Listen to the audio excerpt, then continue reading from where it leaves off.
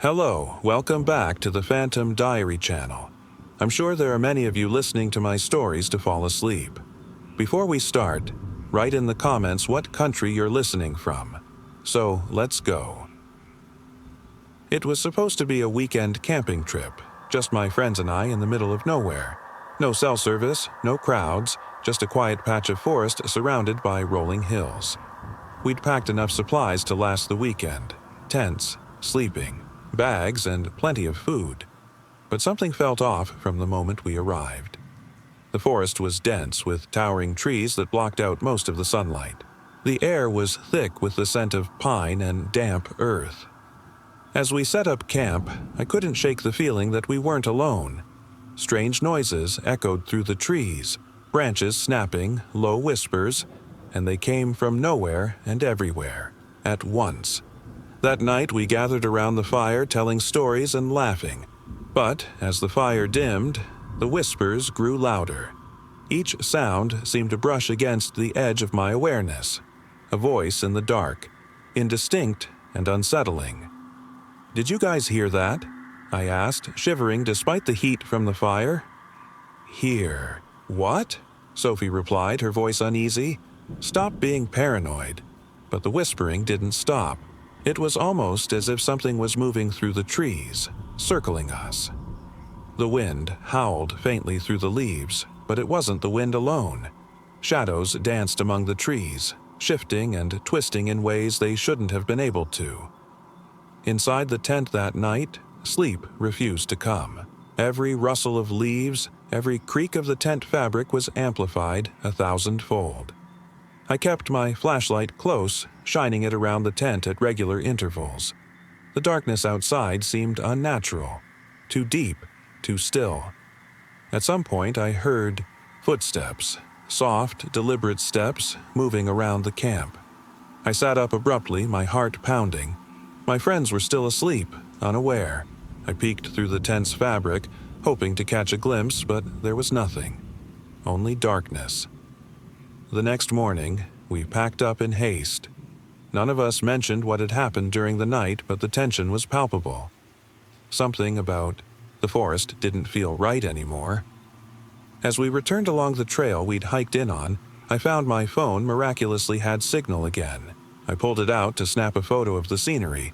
When I reviewed the image later, I nearly dropped my phone in shock. In the background of the photo, just barely visible between the trees, was a face. Pale, twisted, and watching us. We never camped there again. It was a strange dare to begin with. Spend one night in the abandoned watch factory on the edge of town. The place had been shut down decades ago after a fire gutted most of the interior, leaving it a hollow shell of its former self. Locals avoided it, claiming the place was cursed. But I never believed in that kind of thing, and I wasn't about to back out in front of my friends. The factory loomed in the moonlight, its towering smokestacks reaching into the night sky. Broken windows stared down at me like empty eyes, and the faint smell of soot still lingered, even after all these years. Armed with a flashlight and my phone, I stepped inside. The air inside was colder than I expected, heavy and still. My footsteps echoed loudly in the cavernous space as I wandered through rows of rusted machinery. Pieces of old watches lay scattered across the floor, tiny gears, broken faces, cracked glass. The walls were scorched black in places, and the ceiling above was an intricate lattice of exposed beams and metal. I aimed my flashlight at an old clock mounted on the far wall. It was frozen in time. The hands stuck at precisely 2:17. Something about it made me uneasy. I turned away, heading deeper into the factory. As I explored, strange things began to happen. First, it was the sounds, soft metallic clicks, like gears turning, echoing through the empty space. Then, faint whispers, too distant to make out but unmistakably human. I stopped in my tracks, heart pounding, scanning the room with my flashlight. "Hello?" I called, my voice trembling. The sound echoed back at me, distorted and hollow. The whispers stopped. Silence fell, heavy and suffocating. I pressed on, trying to ignore the rising dread. In one corner of the factory, I found a small office, its door hanging off the hinges. Inside, a desk sat covered in dust, an old ledger open to a page filled with unreadable scribbles. On the wall behind the desk was another clock, identical to the one I'd seen earlier. Its hands were also frozen at 2:17. I took a step back, the hair on my neck standing on end. That was when I heard it, a faint ticking sound, growing louder. It wasn't coming from the office, but from somewhere deeper in the factory. The sound pulled me forward, almost against my will. As I moved closer, the ticking grew faster, more frantic. My flashlight began to flicker, the beam cutting in and out. I stumbled into a large, open room, my eyes widening at what I saw. Hundreds of clocks lined the walls, each one different in shape and size. Some were ancient, their faces worn and cracked, while others looked pristine, untouched by time. But they all had one thing in common.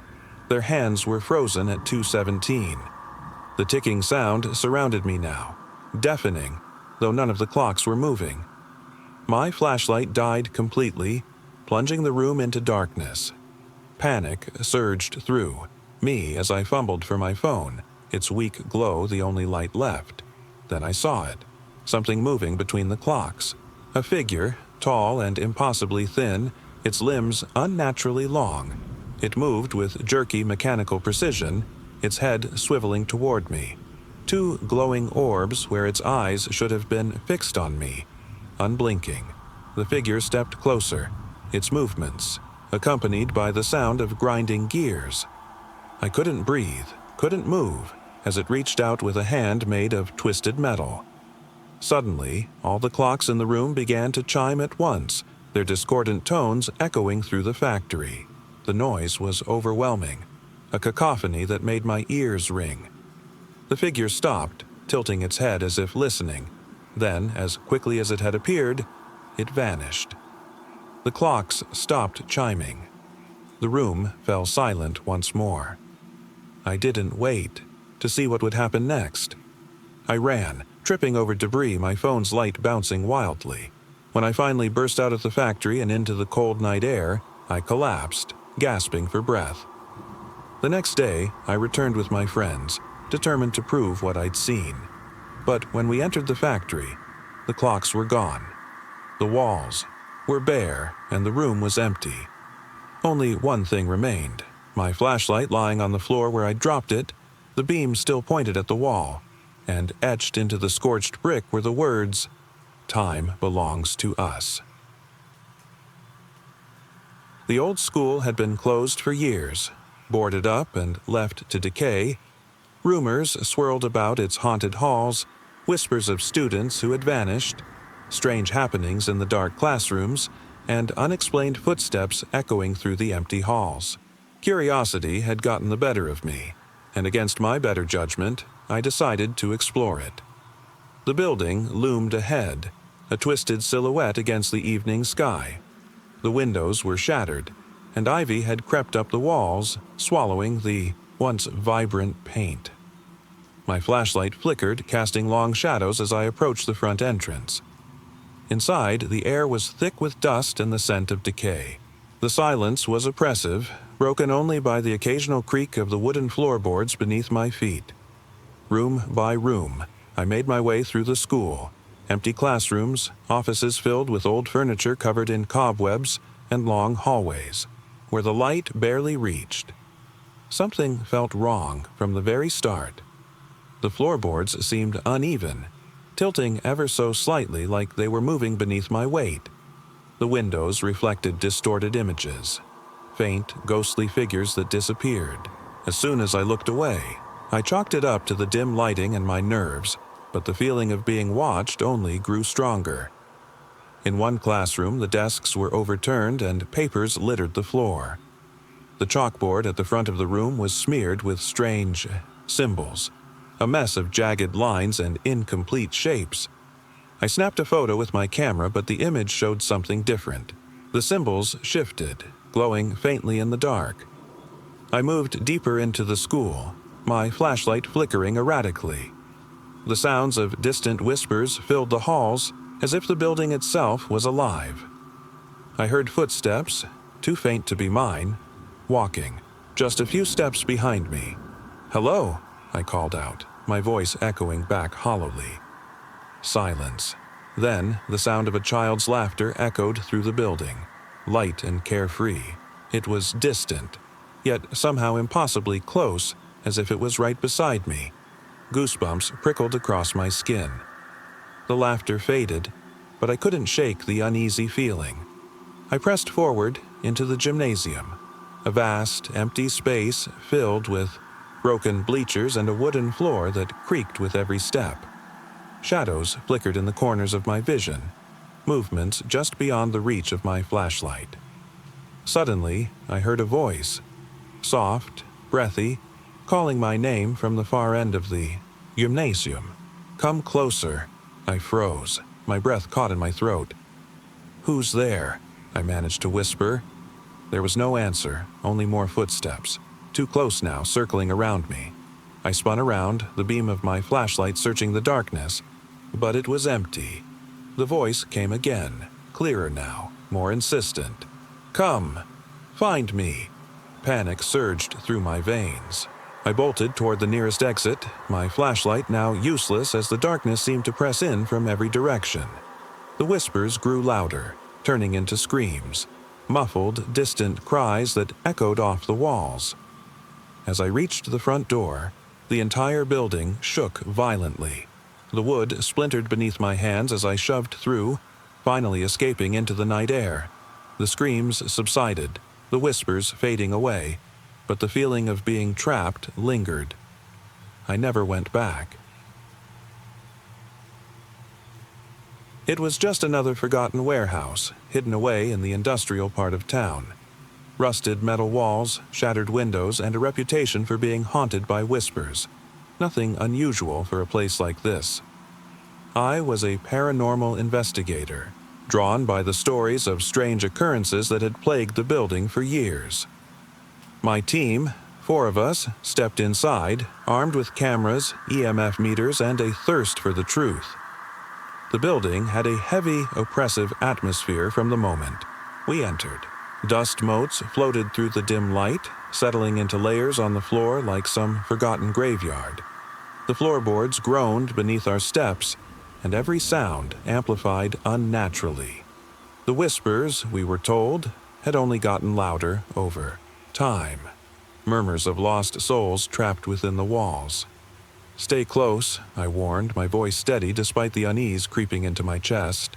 The air was thick with moisture, colder than it should have been for a building left unused. The rusted machinery in the far corner creaked faintly, as if it were alive, its wheels turning for no one. We moved deeper into the warehouse. The farther we went, the more things felt off. Our equipment buzzed erratically, EMF readings spiking randomly and the cameras capturing flashes of movement that weren't there when we reviewed the footage later. Suddenly, the whispers grew louder. Soft, agonizing voices chanting in unison, echoing from the shadows. The sound was unsettling, though no matter how much we tried to make sense of it, no clear words emerged, just fragmented syllables, endless and haunting. "Who are you?" Samantha asked, her voice trembling. She was the newest member of the team, and clearly the most affected by the overwhelming atmosphere. But there was no response, just more whispers. Louder this time, closer. I shone my flashlight down a corridor, revealing a door ajar at the end, pulsating with faint, unnatural light. It wasn't our equipment malfunctioning. This light radiated from the shadows as if something inside was calling out to us. "Let's check it," I said cautiously, motioning for the group to follow. The air grew colder with each step toward the doorway. The whispers reached a fever pitch, a choir of sorrowful voices clawing their way into our minds. The light pulsated brighter, too bright, and the moment we crossed the threshold, the temperature plummeted further. Inside, The room was unlike anything we'd encountered. Bookshelves lined the walls, but they were empty. Barren wood with nothing to show. The center of the room held a circular stone table, ancient symbols etched into its surface, glowing faintly beneath the strange light. Around the table stood figures, shadowy, human-like shapes with no faces, just voids where eyes should be. They turned toward us as one, their murmuring voices intensifying. It was impossible to make out what they were saying, but their presence was overwhelming. Every instinct screamed at us to run, but our bodies felt paralyzed, rooted to the spot. "Who are you?" I demanded, my voice shaking, reaching for the camera. One of the shadow figures stepped closer. It didn't have feet, just tendrils of darkness curling from where they should have been. A breath escaped from the void where its face should have been, whispering directly into my ear. "Bound," it whispered, "bound to this place." Then everything went black. It was a storage unit. Nothing special, really, just a small, dusty space in a forgotten industrial park on the outskirts of town. I had rented it on a whim after hearing about the cheap rates. The building itself was nondescript, tucked between a pawn shop and a shuttered mechanic's garage. No one ever seemed to visit at night, and I never thought much of it until strange things began to happen. The first few nights were quiet. I stored old furniture, boxes of clothes, and random odds and ends, things I didn't need but didn't want to throw away. The only strange part was the faint sound of scratching at the walls from time to time, something I figured was just rodents. But then the scratching didn't stop. It grew louder, more insistent, as if someone, or something, was trapped behind. The concrete, I'd hear it at odd hours, even when I was away. After a few nights of little sleep, I brought a flashlight with me to investigate. When I opened the door, the usual emptiness greeted me, but there was a chill in the air that hadn't been there before. The walls felt cold to the touch, and the shadows seemed darker than they should have been. I swung the beam of light around, searching for whatever could be making the noise. That's when I saw it. A faint outline in the corner of the unit. Not a physical shape, but a distortion in the air. Like heat waves over asphalt, but colder, darker. It was humanoid in form, but its features were indistinct, constantly shifting between something almost human and something else entirely. My breath caught in my throat. I whispered, "Hello?" No response. The scratching intensified, becoming almost frantic. The distortion grew larger, moving toward me slowly, almost gracefully as though drawn by my presence. I stumbled back, my fingers trembling over the flashlight. "Stay away," I managed to whisper, but my voice sounded hollow, distant. Then it spoke. A voice echoed through the room, low and guttural, as though it came from beneath the earth itself. "You shouldn't be here." My flashlight flickered, again casting erratic light as the figure loomed closer. It wasn't solid, but the closer it came, the more real it felt. The chill spread across my skin, bone deep, as if the entity were feeding off my fear. Desperate, I swung the door open, but it wouldn't budge. Locked. The latch was stuck tight.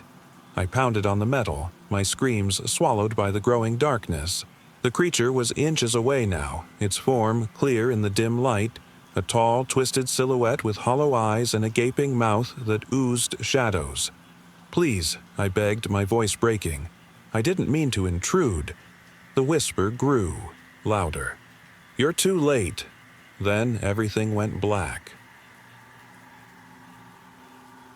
The carnival had been shut down for years, left to rot beneath the canopy of the forest. Overgrown with weeds and ivy, the once bright attractions were now eerie shadows of their former selves. The Ferris wheel stood still, its skeletal frame rusted and creaking in the wind. The faded colors of the booths were barely distinguishable under the dim light of the setting sun.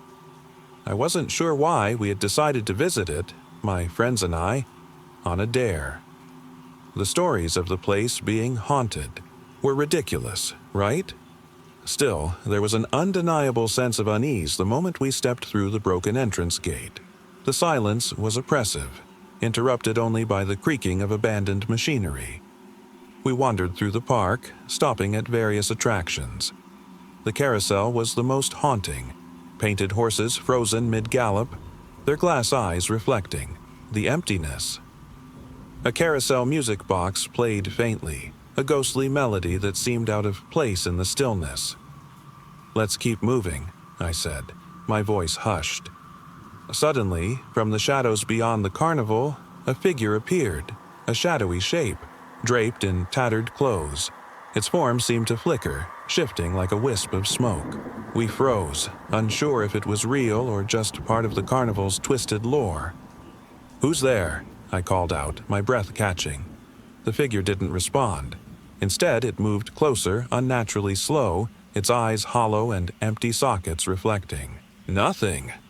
"Run!" Jessica screamed. We sprinted toward the nearest exit, but the carnival seemed endless.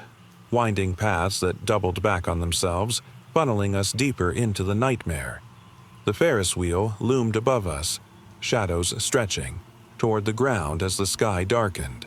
The figure was still with us, always just within sight, its movements impossible and unsettling. It drifted as if floating, gliding between the empty booths and rides. The screams of an unseen crowd echoed faintly, distant yet terrifyingly close.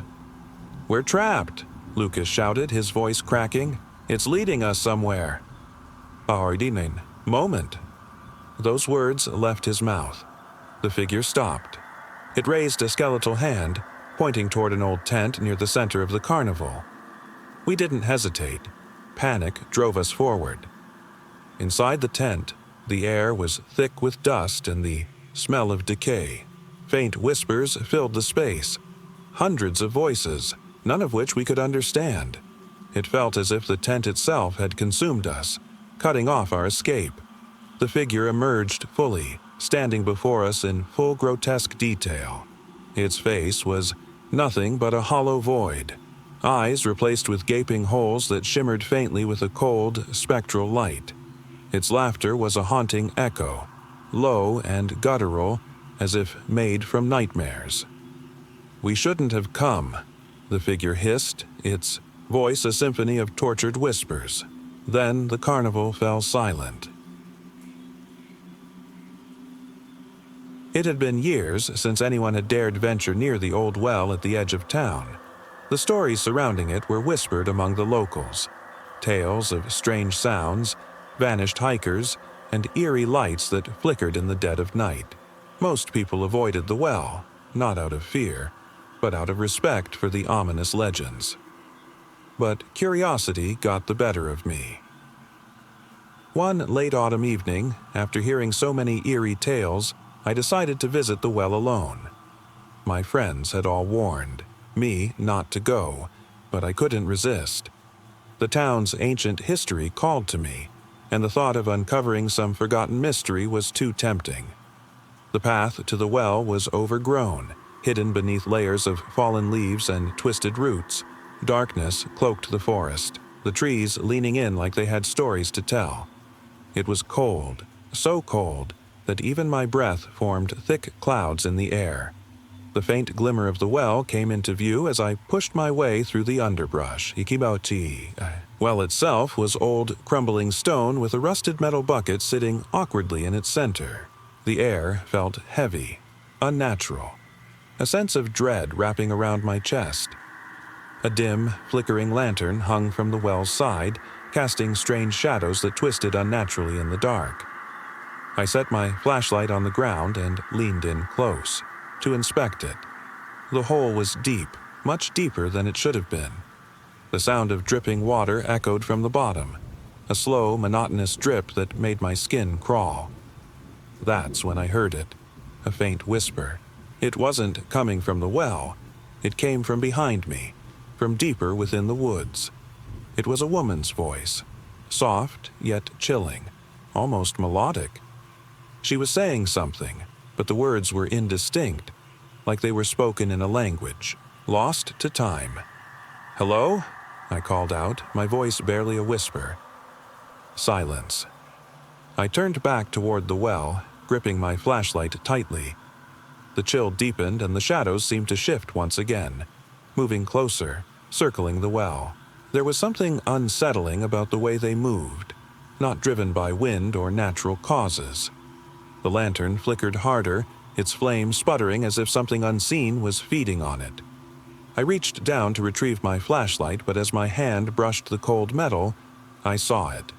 Faces, hundreds of them, distorted and gray, pressed against the surface of the water at the bottom of the well. The faces were crying. Silent tears slid down their features, blending into the dark water. Their mouths were twisted in expressions of pain and longing, and their eyes, oh their eyes, hollow, empty, and searching. A sudden gust of wind howled through the trees, snapping the silence. The whispers grew louder, surrounding me now, voices overlapping and blending into a terrifying symphony of sorrow. I could hear them pleading, crying out, voices from the well, calling for something I couldn't understand. I backed away, my breath catching in my throat. No, I whispered, though my voice trembled. I didn't realize how far I had retreated until my back hit the rough bark of a tree. The shadows closed in, their form no longer shapes, but human-like figures. Long, gaunt, with hollow faces and lifeless eyes. Their fingers reached out, elongated and grotesque, dragging across the surface of the well, clawing toward me. Please, I begged, lifting the flashlight again. The beam cut through the darkness, pushing them back, but they came closer as if drawn to the light. Leave, I screamed, feeling my legs give out beneath me. The figures paused at the edge of the light. They stared at me, not with malice, but with despair. Then they began to fade into the shadows once more, their hollow eyes lingering in the darkness. When I looked back at the well, it was still, silent again, save for the slow drip of water. But the faces remained beneath the surface, watching, always watching.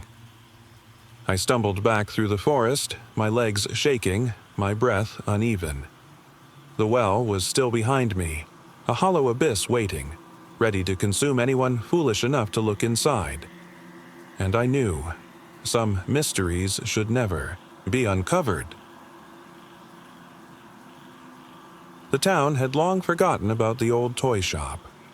It sat on the edge of a narrow, winding street, its windows covered in dust, the faded sign barely hanging by a rusted hinge. No one ventured there anymore. The stories had spread long ago. Whispers of toys coming to life in the dead of night, their giggles heard when the shop was empty. But no one believed them. Until now. It was just supposed to be a quick visit. My cousin, Alex, and I had stumbled upon the shop while wandering through the town.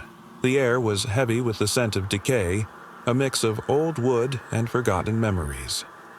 I pushed open the door. It creaked loudly like a scream echoing through the stillness.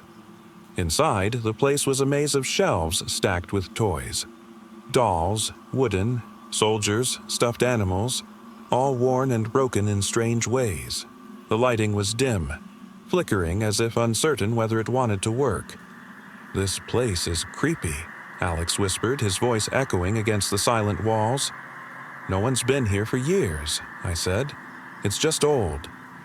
We moved cautiously, through the aisles, checking each toy.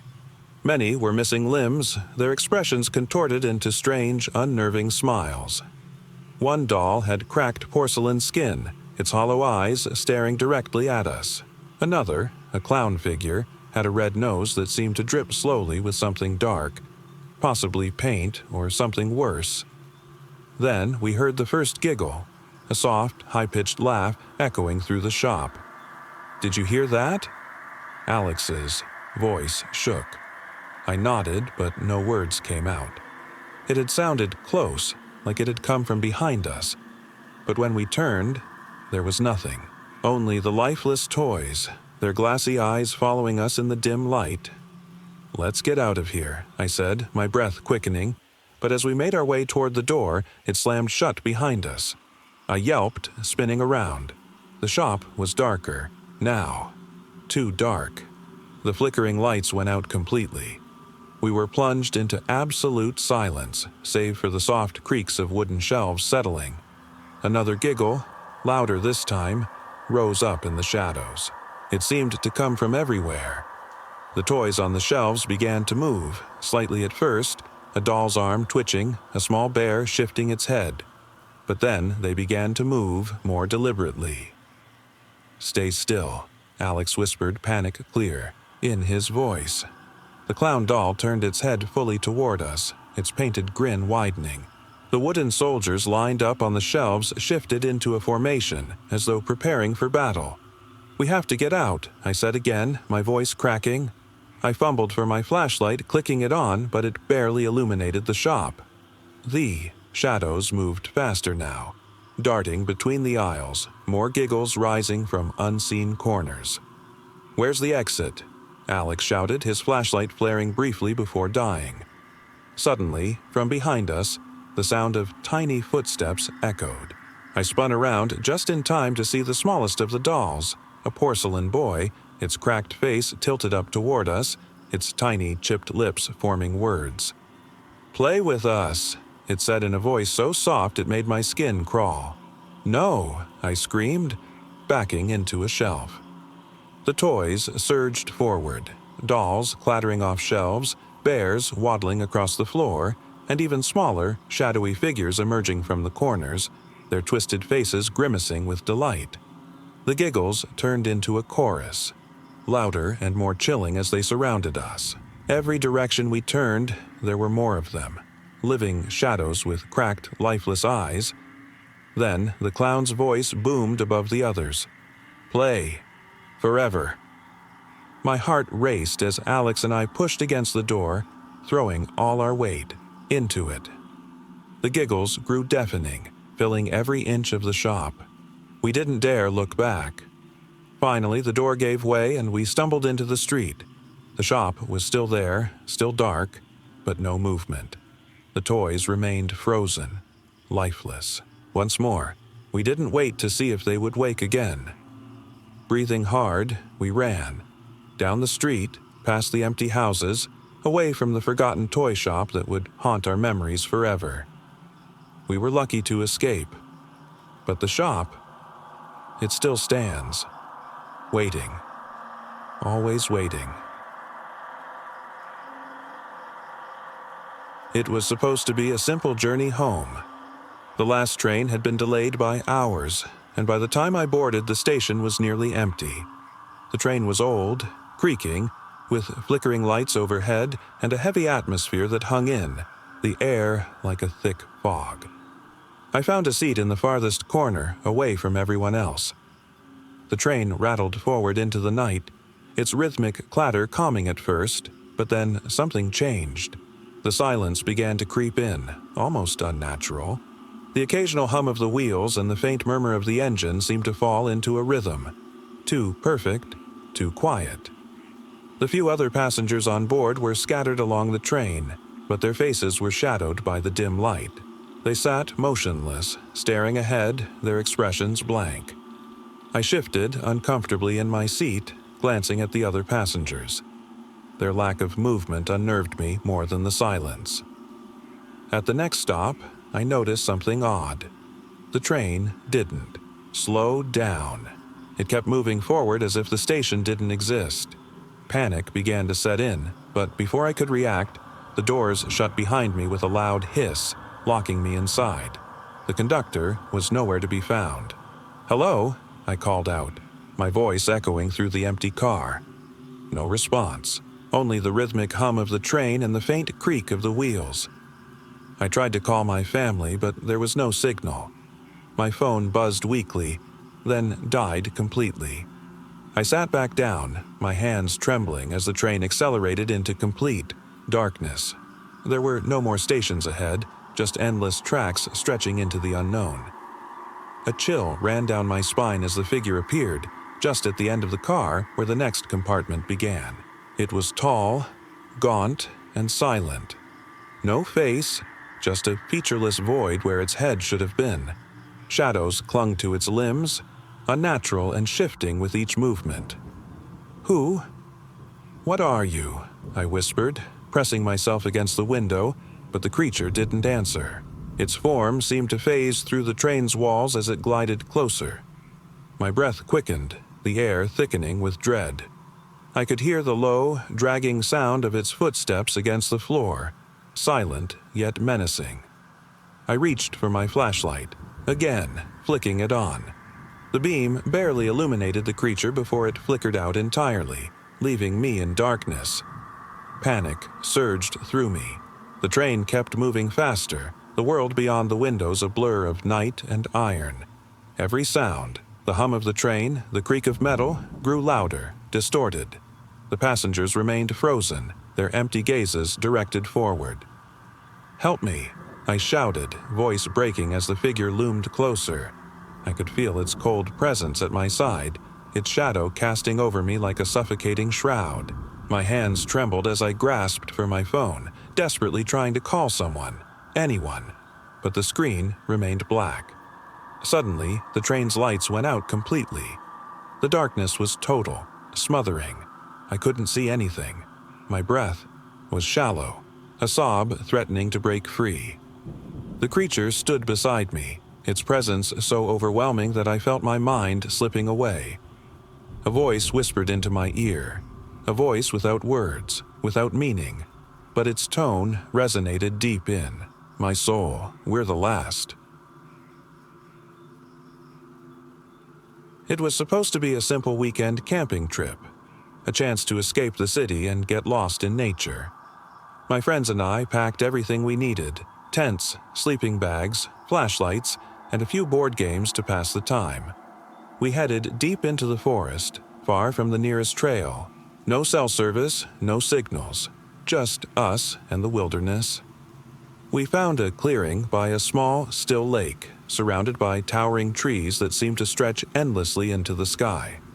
The air was crisp, the scent of pine filling our lungs. It was peaceful at first. That night, around the campfire, the stories began. Nothing unusual at first, just ghost stories and campfire tales. But as the fire flickered, someone mentioned the abandoned camp across the lake, deep within the woods. "It's been there for years," Alex said, his voice low and hushed. "People say it's cursed. Kids who go there, they don't come back." We all laughed, brushing it off as nonsense. But deep down, the idea stuck with us. The others decided to ignore it, but I couldn't. Curiosity gnawed at me. That same night, after everyone had settled into their tents, I grabbed my flashlight and slipped away from camp. The walk was eerie. The woods were silent, save for the distant hoot of an owl and the crunch of dead leaves beneath my boots.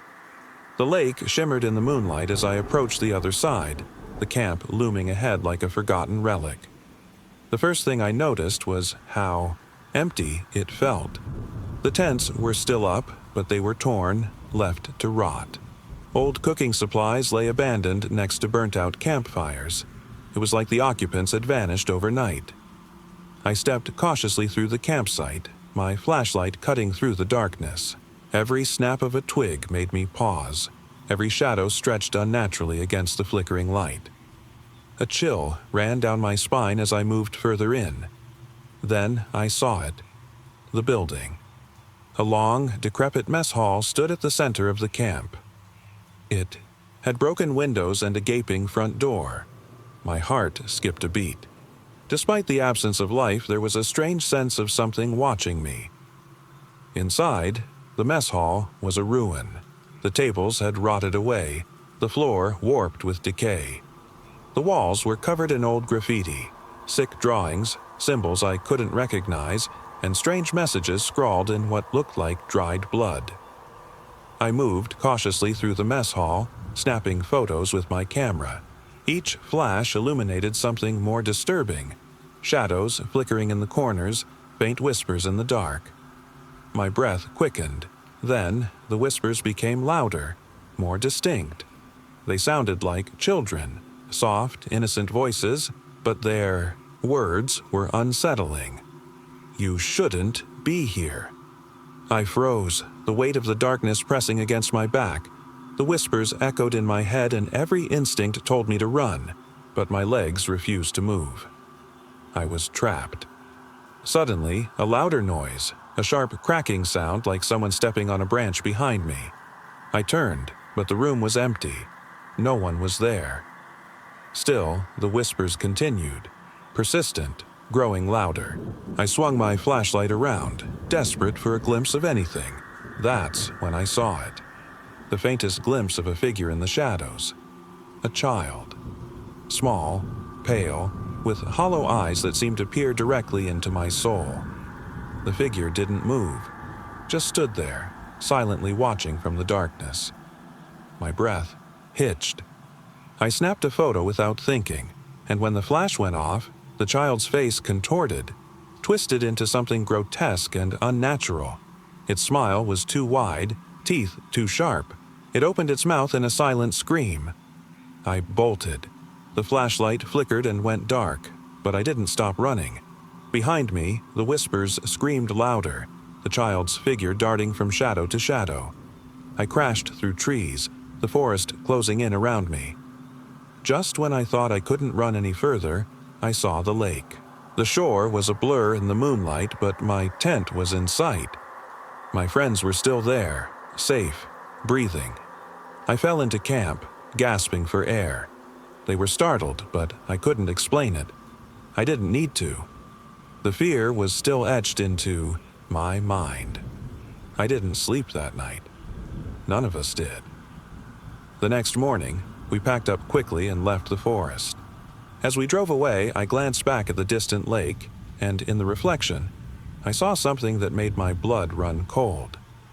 The figure stood at the edge of the water. The child, watching us, smiling. It began as a harmless dare. My friends and I were walking home late one night when we passed the old train station on the edge of town. It had been abandoned for decades, its tracks overgrown with weeds, its windows boarded up. The place was a relic, forgotten and avoided. "You know the story," Jake said, grinning. "They say if you stand on the platform at midnight, the train will come. But it's not for the living." Emma rolled her eyes. "Please, that's just a stupid urban legend." Jake raised an eyebrow. "Prove it. Midnight's in 20 minutes. I hesitated, staring at the crumbling station. The air around it felt wrong, heavy. I didn't believe in ghost stories, but something about the challenge made my skin crawl. "Let's do it," I said finally. We climbed over the rusted gate and made our way to the platform. The station was eerily silent, the kind of silence that makes your ears ring. Moonlight cast long shadows, and the air felt colder here, as if the place itself rejected warmth. We stood on the cracked concrete, shivering. The tracks stretched endlessly into the darkness, disappearing into the night. "See?" Emma said. "Nothing to worry about." Jake checked his watch. "Just wait, 2 minutes to midnight." The minutes dragged. The longer we stood there, the heavier the air became, like we were sinking into some unseen void. Then, at exactly midnight, it happened. The faint sound of a train whistle echoed through the air. We froze. Emma laughed nervously. "It's just the wind." But then we felt it. A low vibration beneath our feet, like the ground was alive. A light appeared in the distance, growing brighter, cutting through the darkness like a knife. "That's impossible," I whispered. The light came closer, and the sound of grinding metal filled the air. A train emerged from the shadows, its cars black and glinting like polished obsidian. It wasn't like any train I'd ever seen. Its windows were dark, its wheels emitting a strange rhythmic hum. It glided to a stop in front of us, silent now except for the hiss of steam. The doors slid open. Inside, the train was dimly lit, its seats lined with figures. At first, I thought they were mannequins. Still silent, their faces blank. But then, One turned its head. Its eyes were hollow sockets, its skin pale and stretched tightly over its bones. Slowly, the others began to move, their heads tilting toward us, their eyeless gazes locked on our group. "We should leave," Emma whispered, backing away. But Jake stepped closer. "No way. This has to be a trick.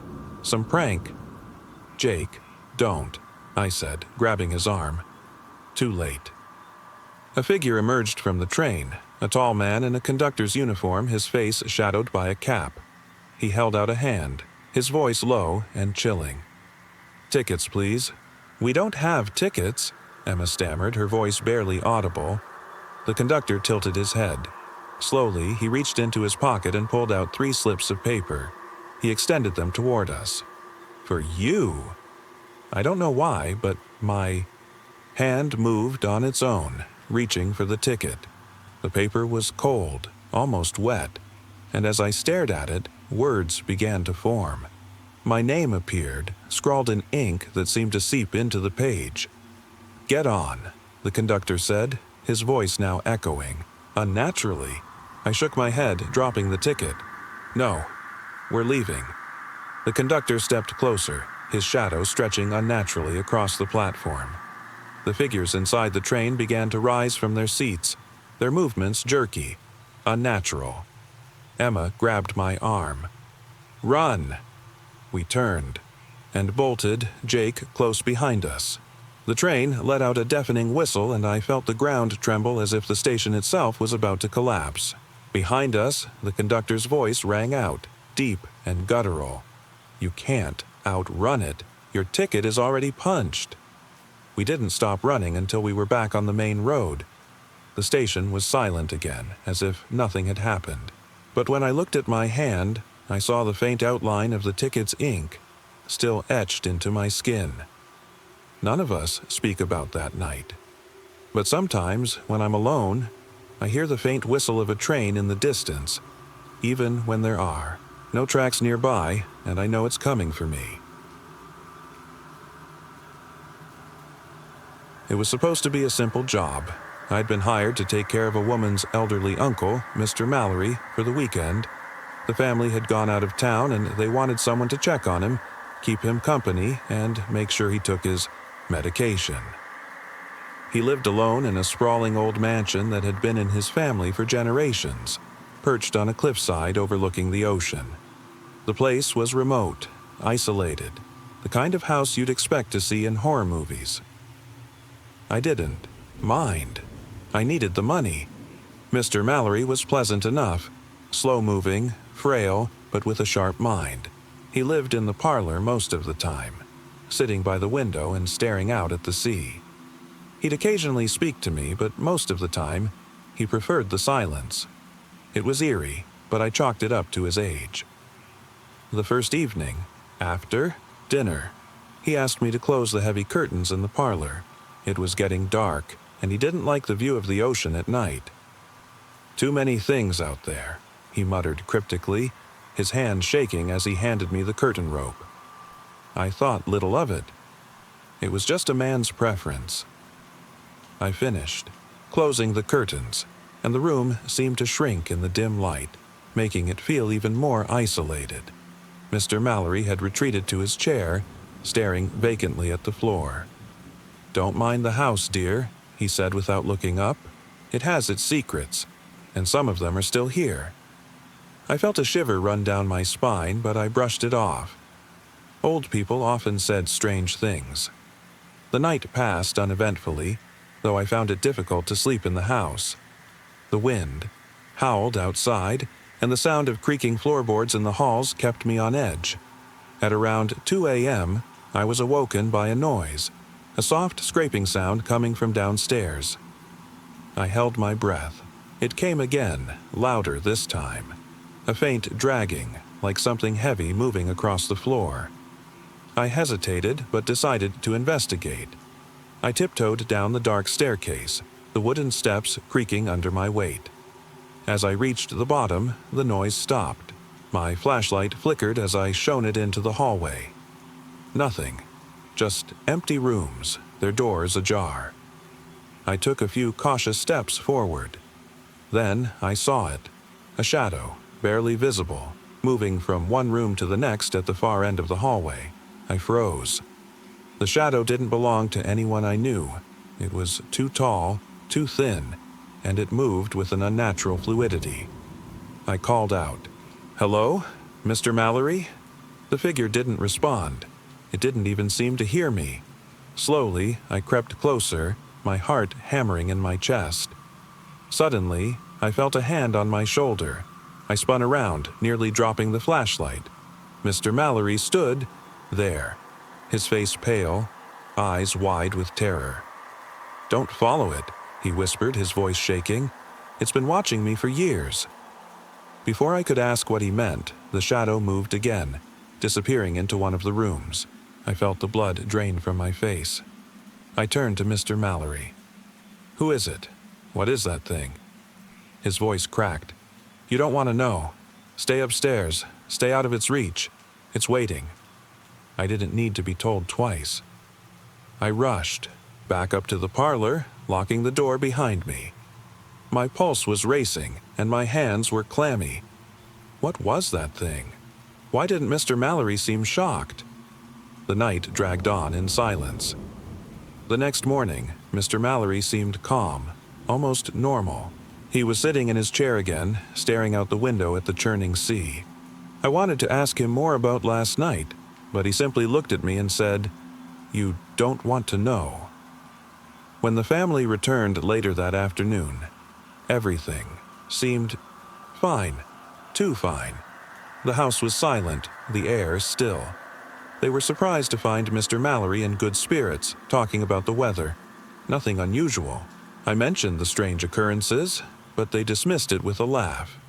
"He's getting on in years," they said. "Sometimes his mind plays tricks on him." But I wasn't convinced. As I left the house that evening, I glanced back at the dark windows of the mansion. And there, at the top floor, I saw it. A shadow. A figure standing perfectly still, staring down at me. Its face was pale, twisted, empty, just like Mr. Mallory had described. I couldn't explain what it was, but as I drove away, I realized the terrifying truth. The figure in the window hadn't been watching Mr. Mallory all these years. It had been watching me.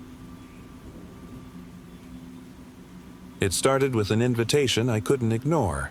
A friend, someone I hadn't spoken to in years, reached out. The message was simple. "Come visit me. I've got something strange to show you." His house was located high on a hill, far from any main road, surrounded by empty fields and scattered woods.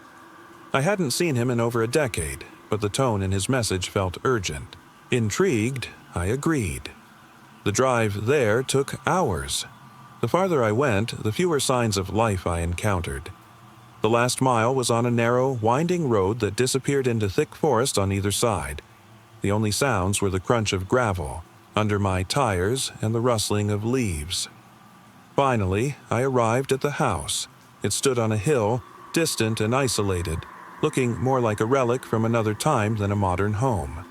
The windows were old, the wooden shutters peeling, and the paint was faded and cracked. Yet there was something unsettling about the place. The silence, the emptiness that seemed unnatural. As I stepped out of my car, a chill ran down my spine. The air was thick, as though something had been pressing down on the world for too long. The only movement came from the trees swaying gently in the wind. But something felt off. My friend met me at the door, his face pale, his eyes sunken. He had always been the quiet type, but this was different. He looked weary, as if he had been through something I couldn't fathom. "You made it," he said, barely looking at me. His voice was hollow. I followed him inside. The house was quiet, almost oppressively so. The wooden floor creaked underfoot, and every shadow seemed to stretch a little too far. The air smelled old, like dust and decay. It wasn't simply abandoned. It felt trapped, as though the house itself hadn't aged well. He led me upstairs, past rooms that were cluttered but untouched. There was a tension in his silence that was almost deafening. When we reached the attic door, he hesitated before opening it. "I've never told anyone about this," he muttered, his hand shaking as he pulled the door open. "I've tried to forget." The attic was filled with boxes, old furniture covered in sheets, and the lingering smell of something long forgotten. But it wasn't the mess that caught my attention. It was the overwhelming silence. The kind of silence that felt deliberate, oppressive. He moved toward one of the boxes and pulled out a small, leather-bound book. Its cover was cracked, and the pages yellowed with age. He handed it to me without a word. "What is this?" I asked, flipping through the fragile pages. "I don't know," he replied. "It was here when I moved in. I've never been able to read it. Something about it feels wrong." The pages were filled with strange symbols. None I recognized. The handwriting was uneven, as if whoever had written it wasn't fully in control.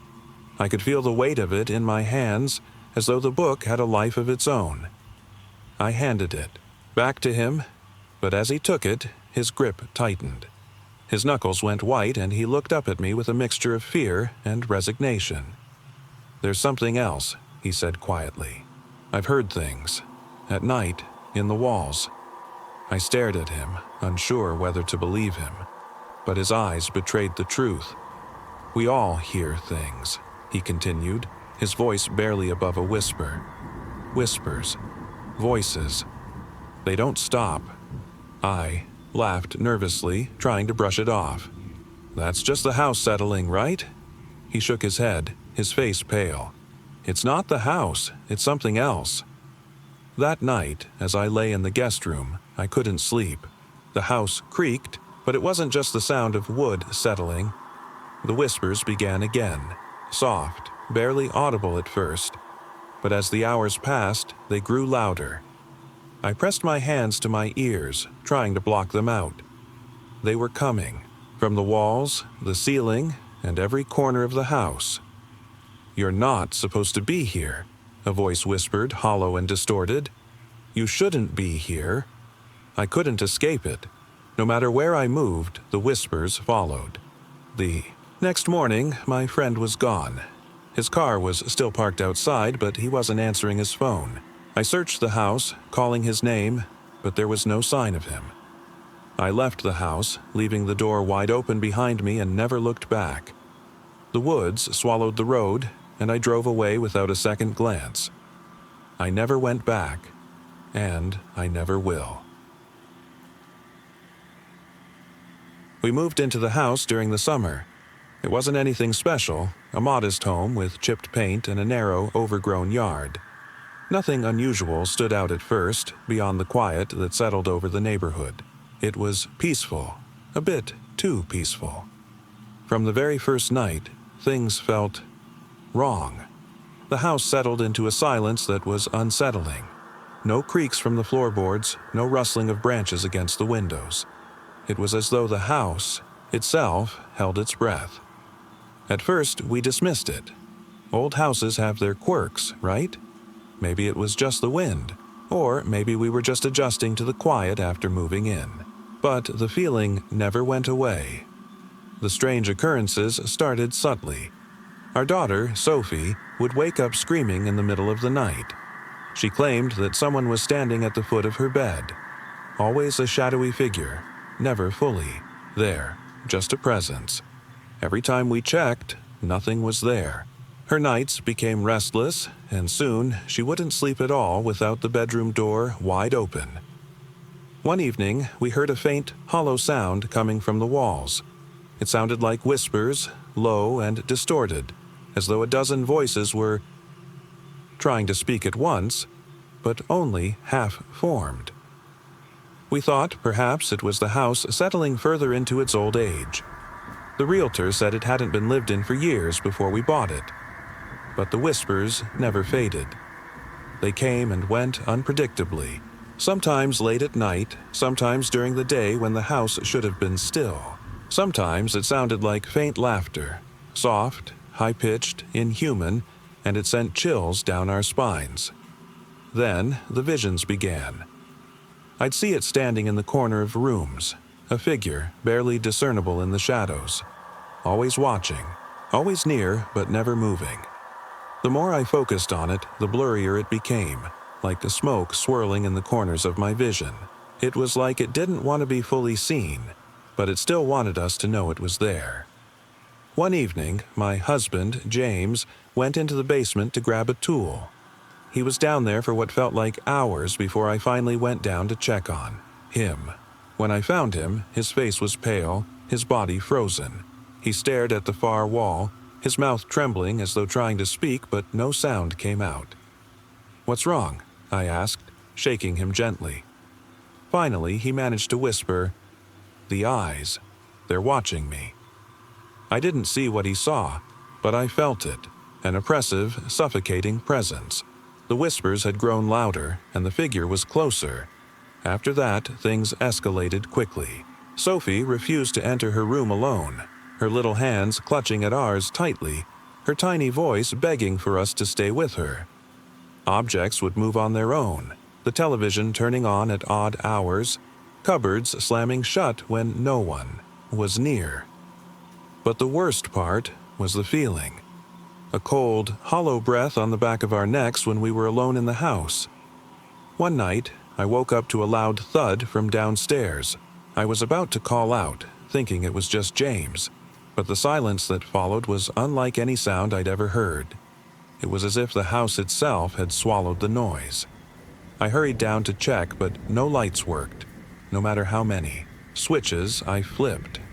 The only sound was the whispers, insistent now, louder, more desperate, and then I saw it. The figure stood in the living room. Its features were clearer now, grotesque, almost human, but twisted. Skin stretched unnaturally, tight over its bones, empty sockets where the eyes should be, its mouth gaping in an expressionless scream.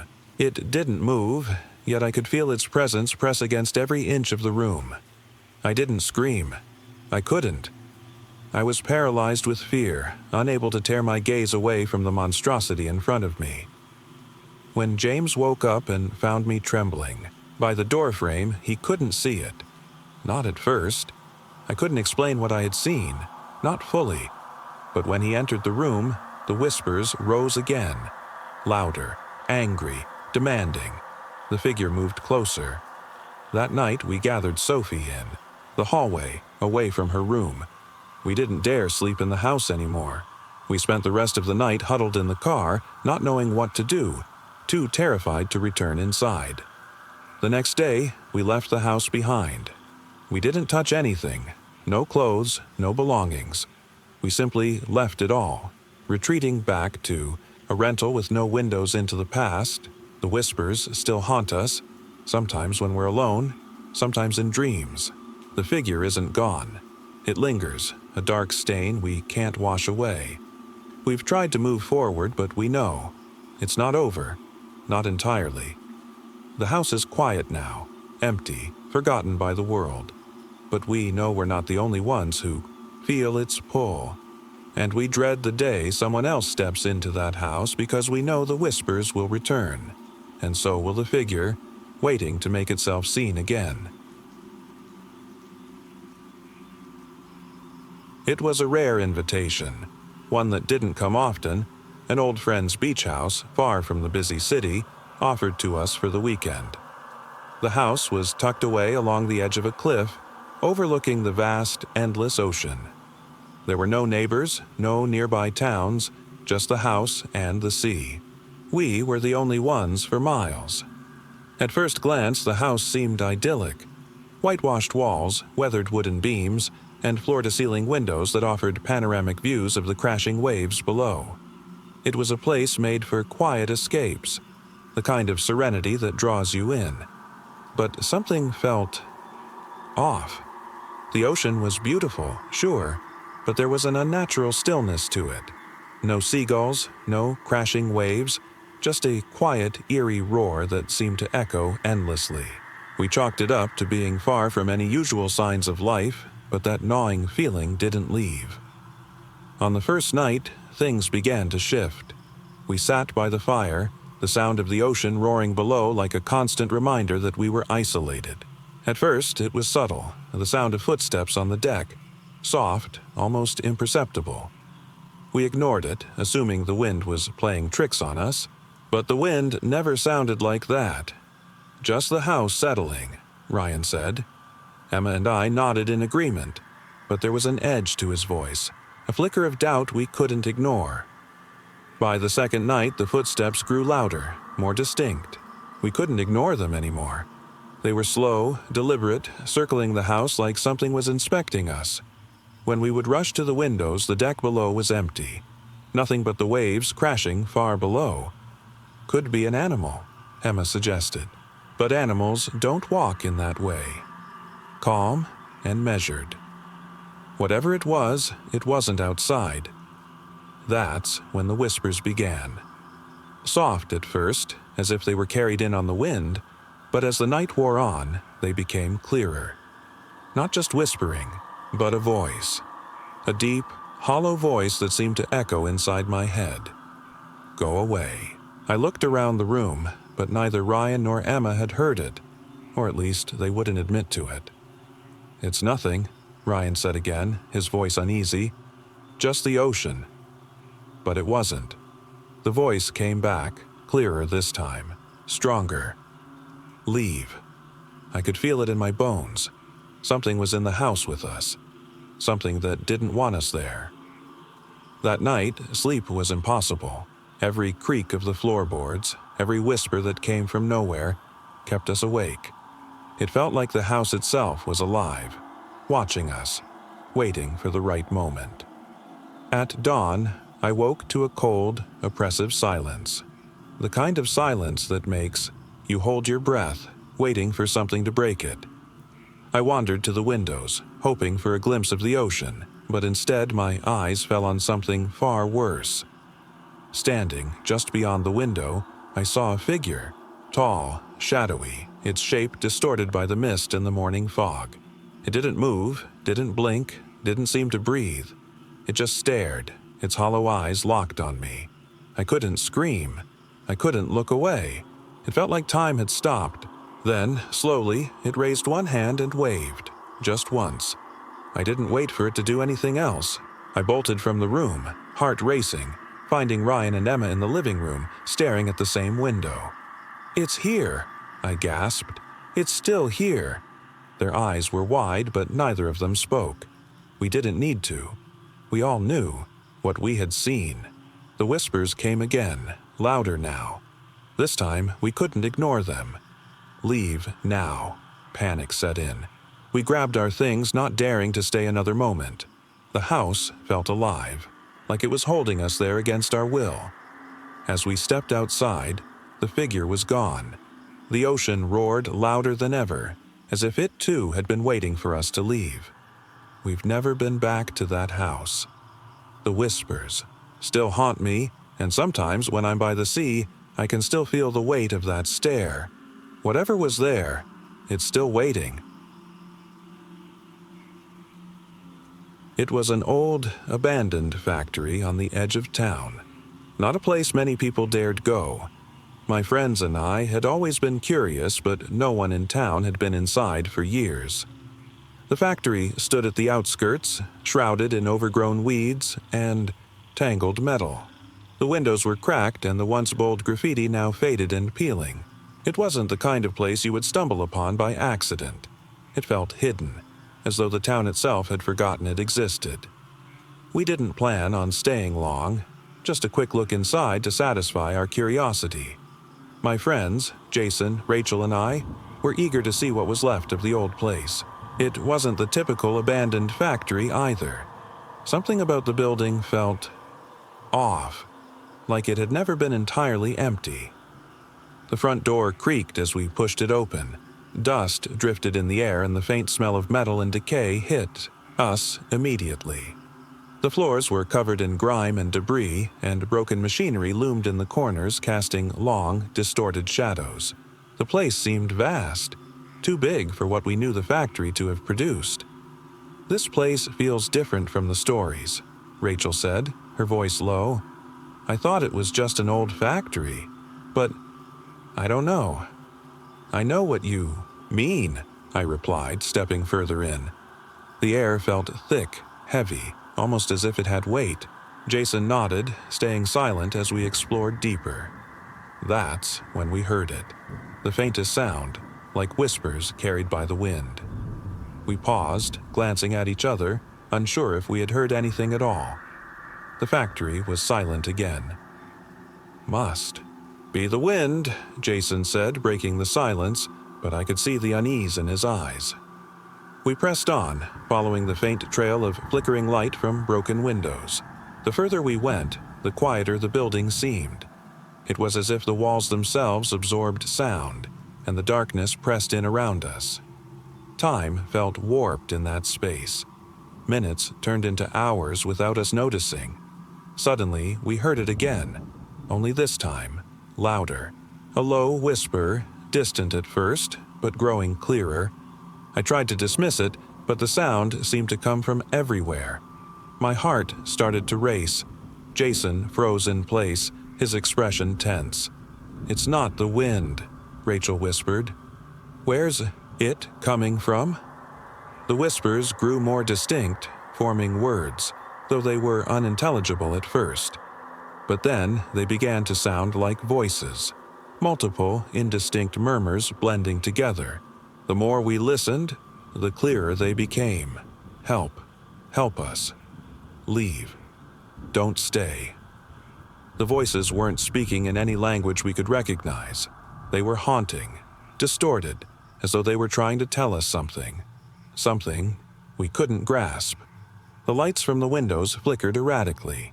Shadows began to move again, blurred shapes dancing across the walls.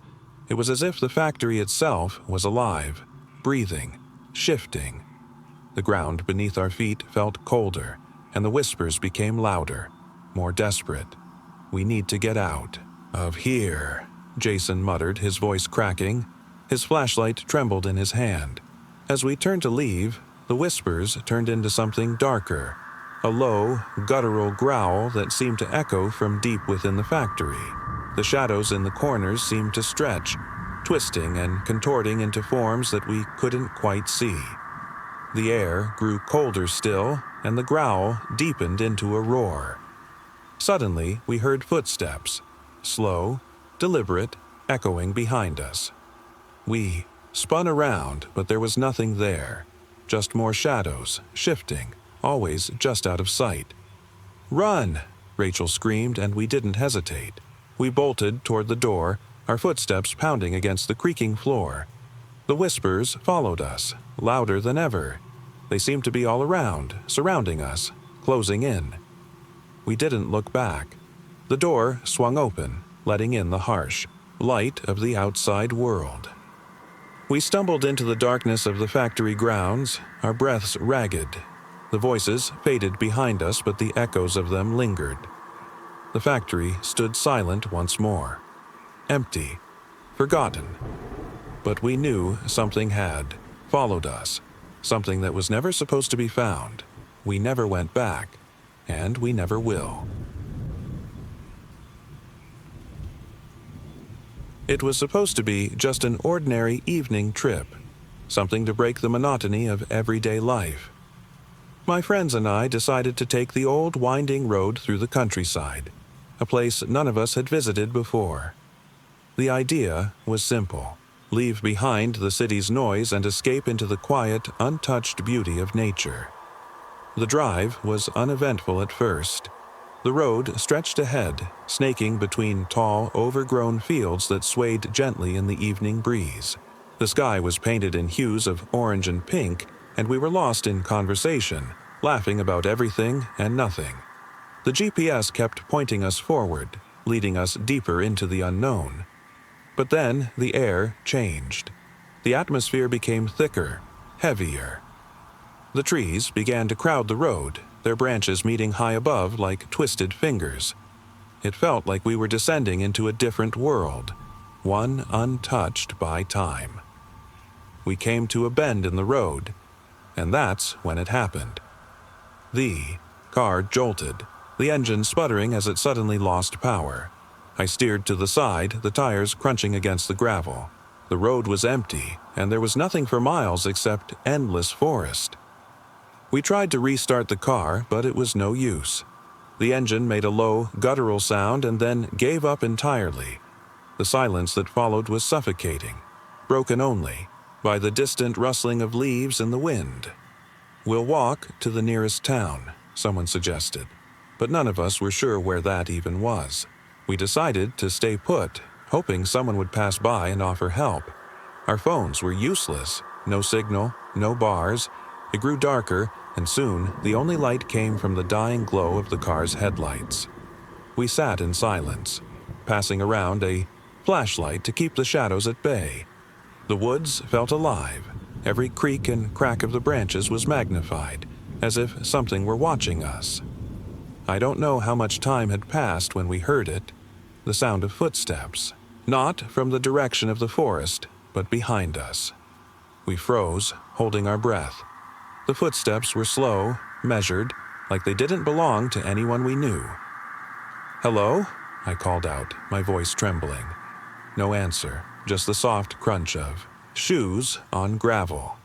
The sound got closer, and then, to my horror, we saw them. A group of figures walking toward us from the darkness. They didn't run, didn't seem scared or worried.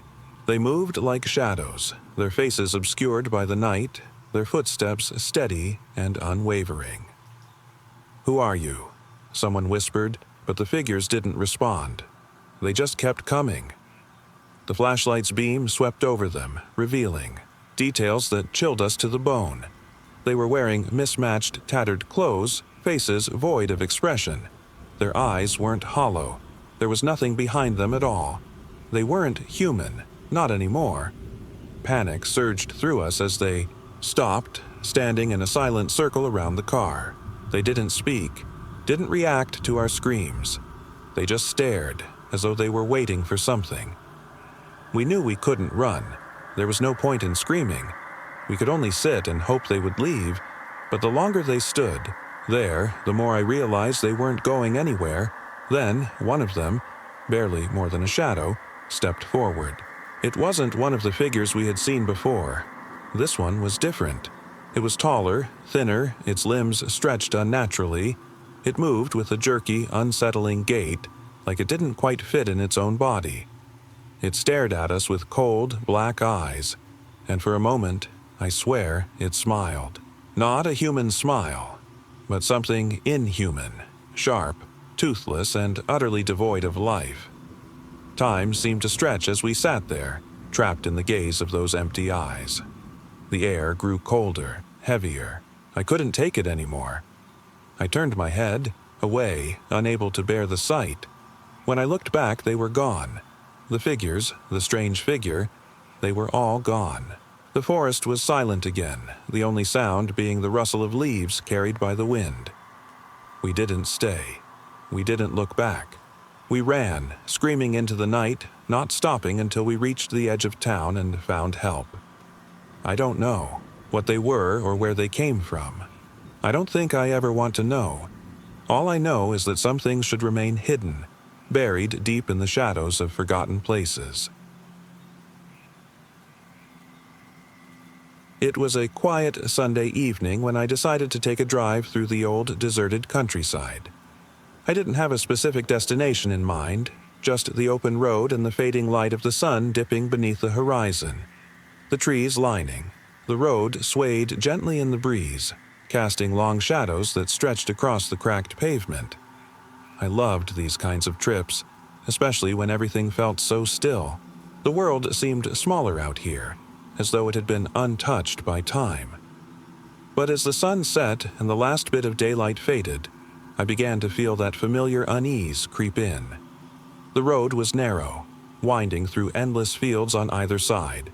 Occasionally, a farmhouse would come into view, but they were all dark and lifeless. As the miles stretched on, I found myself longing for a sign of life, anything to break the silence. The radio was silent, no stations picking up, and my phone had no signal. I was completely alone.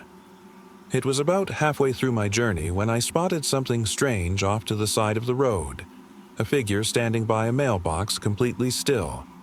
At first, I thought maybe someone was waiting for a ride or walking, back from a long walk. But as I got closer, something didn't feel right. I slowed my car, my eyes narrowing as I tried to make sense of what I was seeing.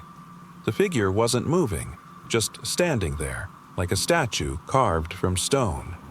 It wasn't, until I passed, that I realized something even more unsettling. There was no house behind it. No house.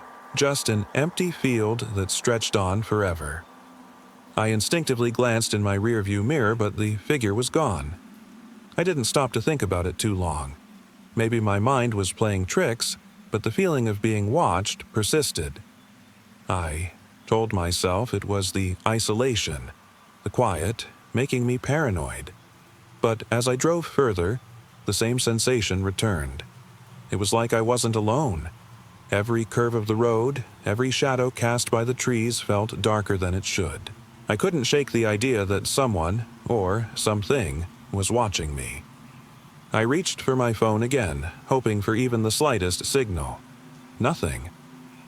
My stomach tightened as I clenched the steering wheel. The road felt endless, and with every passing mile, that growing sense of unease dug deeper into me. It wasn't until I rounded a bend that I saw it, a figure standing directly in the middle of the road. I slammed on the brakes, the tires squealing against the pavement. My headlights illuminated it, and I could see the outline clearly. It wasn't human. The shape was tall, much taller than any person should be.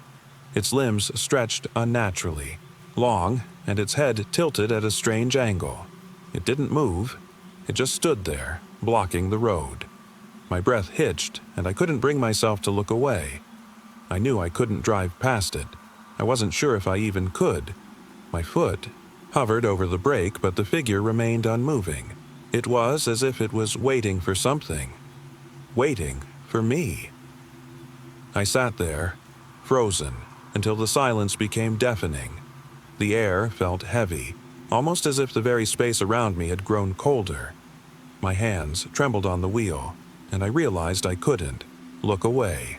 It was like I was in a trance, my mind screaming to do something, anything, but my body refused to respond. Then, just when I thought I couldn't take the tension any longer, the figure moved, not forward, but upward. Its limbs stretched even more, reaching far above the car. And then, as if sensing my panic, it began to turn its head, slowly, as if observing me with curiosity. Its eyes, if it had any, seemed to pierce through the windshield. The next few moments felt like they stretched on forever, but then I did something I've never done before. I floored the gas pedal. My car roared to life, and I sped past the figure, my heart racing so fast I thought it might burst. In the rearview mirror, I caught a glimpse of it, still standing, still watching. But there was no fear on its face, just a quiet, hollow gaze, as it disappeared into the darkness. I didn't stop until I reached a gas station much further down the road, where I finally managed to get a signal. I called my friends, my voice shaky as I told them what happened. They didn't believe me. How could they? Even now, I don't think I fully understand what I saw. But one thing is certain. I never drove through that part of the countryside again, and I doubt I ever will. It was a late autumn evening when my friends and I decided to take a spontaneous trip to an old, abandoned lighthouse on the edge of the coast. None of us had ever been there, and the place had always been rumored to be haunted. Skeptical, as we all were, we figured it would make for an eerie, atmospheric adventure. The lighthouse stood tall against the backdrop of a dark, churning sea. The wind howled through the skeletal remains of an old wooden pier as we parked the car a few miles down the narrow, winding road. The air was heavy with mist and the salty tang of the ocean. We all felt the shift in the atmosphere as we stepped out of the car, the warmth of the day fading fast. As we approached the base of the lighthouse, the shadows seemed to stretch longer, as if the darkness itself was watching us. The structure loomed in front of us, its once pristine white paint now weathered and peeling. The steps spiraled upwards into the sky, vanishing into the dense fog that had rolled in. "We'll split up," Matt said, his voice breaking the silence. "That way, we cover more ground. One of us can check out the bottom while the rest go up." Against my better judgment, we agreed. I could feel the weight of the ancient stone beneath my feet as I started climbing, the sounds of my friend's footsteps fading below.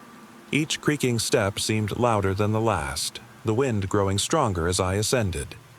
The higher I climbed, the colder the air became. I paused, turning back to glance at the fog that now swallowed the ground below.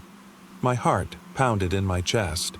It was so quiet, except for the sound of my own breath and the faint echo of the wind. When I finally reached the top, I pushed open the rusted door, stepping into the narrow space of the lighthouse. The view from the top was breathtaking. Mist rolling in every direction, the sea stretching out beyond the horizon, waves crashing against the rocks below. But something wasn't right. The air felt thick, as if it had a weight of its own. The sound of the wind was different now, more oppressive, as if it carried something more than just the chill of the ocean. I turned to scan the interior of the lighthouse, its walls lined with faded photographs of sailors and their families, some so old they were barely recognizable. That's when I saw it. The figure. It was standing by the window, its shape barely distinguishable from the fog. At first, I thought it was my imagination, but then I saw its outline, pale and gaunt, with hollow eyes that stared right through me. I couldn't move, couldn't breathe. My body felt frozen as the figure turned, slightly, facing me. "Who's there?" I whispered, my voice barely above a whisper. The figure didn't respond. It remained still, like a ghostly silhouette against the window. The wind howled louder, and I could feel the cold seeping through my jacket. My legs trembled as I slowly backed away, my hand gripping the cold metal railing. Suddenly, I heard voices below. "Guys, where are you?" It was Matt, his voice frantic. "Come on, we need to get out of here."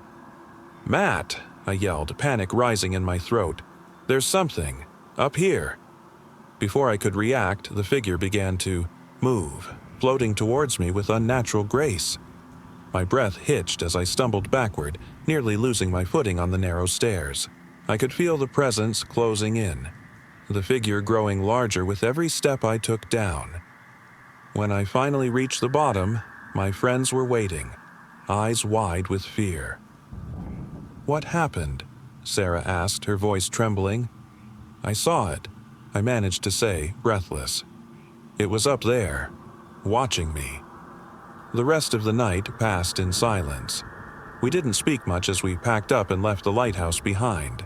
The figure, whatever it was, haunted my thoughts, its hollow gaze etched in my mind. I still don't know what I saw that night, but sometimes, on quiet evenings, I find myself staring out into the fog, half expecting to see those hollow eyes watching from the distance. I don't remember exactly when I noticed something strange. It wasn't a specific moment, more like a slow, creeping feeling that followed me for days. I was spending a week at my family's lake house, a place we've always gone to relax. Nothing special, just a quiet cabin on the edge of a still lake surrounded by forest. The first few days were peaceful, just me and my parents. We spent our time fishing, hiking, and reading. The lake was calm and the forest stretched endlessly around us. I figured it was just one of those perfect summer trips where nothing goes wrong. But then the dreams started. I'd wake up in the middle of the night, soaked in sweat, my heart pounding. The dreams weren't anything like the usual ones. No monsters, no shadows lurking in the dark. It was more like silence. A deep, oppressive silence that felt too heavy to breathe in. The forest, the lake. It was all too quiet. I could hear my own breathing and nothing else. No crickets, no rustling leaves, no waves lapping at the shore. Just a complete void of sound. The third night, it happened again. I tried to shake it off, telling myself it was just the quiet surroundings messing with my head. I got out of bed and stepped onto the small porch, hoping a breath of fresh air would clear my mind. But as soon as I stepped outside, I felt it. Something wasn't right. The lake, usually serene and reflective, had become unsettlingly still. I sat down on the porch, staring at the water, listening to the echo of my thoughts. Then I noticed something. The surface of the lake wasn't calm anymore. It had started to ripple. Not from any wind, but from something beneath it. At first, I thought maybe it was just a fish or some animal moving through the water, but the ripples weren't natural. They formed a pattern, slow and deliberate. A figure, faint and shadowy, began to emerge beneath the surface. I froze. The figure didn't resemble a person. It was long, distorted, its limbs unnaturally elongated, moving like it was struggling to pull itself from the depths. Its eyes, if they could even be called that, were hollow and dark, like the void beneath the water. I couldn't look away. I wanted to scream, to run, but my body wouldn't move. The figure seemed to glide toward me, its movements unnatural, like something from a dream, too wrong to be real. I could feel its gaze, even though it had no visible face. I couldn't comprehend what I was seeing, but I knew it wasn't something human. Then it vanished. The water grew calm again. I blinked, not sure if what I had seen was real. The air felt heavy, and I sat there for what felt like hours, too afraid to move. Eventually, I forced myself back inside, locking every door and window. The next morning, my parents woke me up as if nothing had happened. The sun was shining, and everything seemed normal. We went about our day, fishing, laughing, trying to forget about the quiet nights. But I knew deep down that something had changed. It's been years since that trip, but I still visit the lake house. The dreams haven't stopped, and sometimes in the stillness of the night, I wonder if I'll see that figure again, waiting beneath the surface, watching. It was a quiet afternoon when my friends and I decided to visit a secluded beach. The sun was high in the sky, and the sound of waves crashing against the shore was the only thing breaking the silence. We had heard about this beach from someone who had described it as peaceful, remote, and the perfect place to escape from the noise of the world. We loaded up the car and drove for hours, leaving the familiar city behind. The drive was long, but the scenery changed from bustling streets to endless fields and towering cliffs as we got further from civilization. By the time we parked, we were surrounded by nothing but sand, sea, and the distant cries of seagulls. The beach was stunning. The sand stretched out in front of us, seemingly untouched by human footsteps.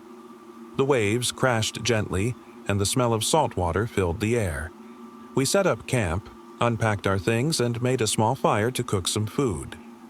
The sun dipped lower, casting long shadows over the beach, and we relaxed, enjoying the quiet. But something felt off. It wasn't the usual peace you'd expect from a place like this. It was more than just solitude. There was a strange stillness, almost like the world had stopped breathing. I shrugged it off, telling myself it was just the quiet of being far from everything. As the sun set, casting brilliant orange and pink hues across the horizon, we heard something strange. A faint, muffled sound, almost like faint whispers carried by the breeze. We exchanged glances, but none of us said anything at first. Maybe it was just the wind, we told ourselves, but the whispers didn't go away. The darkness fell quickly after the sun disappeared, and that's when things got weirder. We were sitting by the fire talking quietly when a figure emerged from the shadows. It wasn't human, or at least not entirely. It looked like a man, but there was something wrong. Its movements were jerky, unnatural, as though its bones were bending the wrong way. We all froze, unable to look away as the figure walked toward us, its head tilted at an unnatural angle. The whispers became clearer now, but they weren't words. They were like a low, guttural sound, almost a chant. The figure didn't speak, didn't make a sound that we could understand. It just kept coming, step by step, dragging one foot behind the other. Panic set in, but none of us could move. We watched, unable to look away as the figure came closer. The sound of the waves grew louder, but the figure didn't stop. It was getting closer to the edge of the firelight, and I could see its face, if you could even call it that. Its skin was stretched too tight, as if it had been stretched thin like old paper, with hollow sunken eyes. Then, just as suddenly as it appeared, the figure stopped. It stood there, staring at us with those lifeless black eyes. The whispers grew louder, almost a wail now, and the wind howled. And then, just as quickly as it had come, it turned and walked back into the darkness, vanishing into the shadows without a trace. We were too afraid to speak, too terrified to move. The fire crackled, and we sat there, shivering in the cold night, listening to the sound of the waves. The whispers had stopped. The figure was gone. We never saw anything else that night, but to this day, I still hear those whispers in my dreams. There was something about that beach, something ancient, something that should have stayed hidden beneath the waves.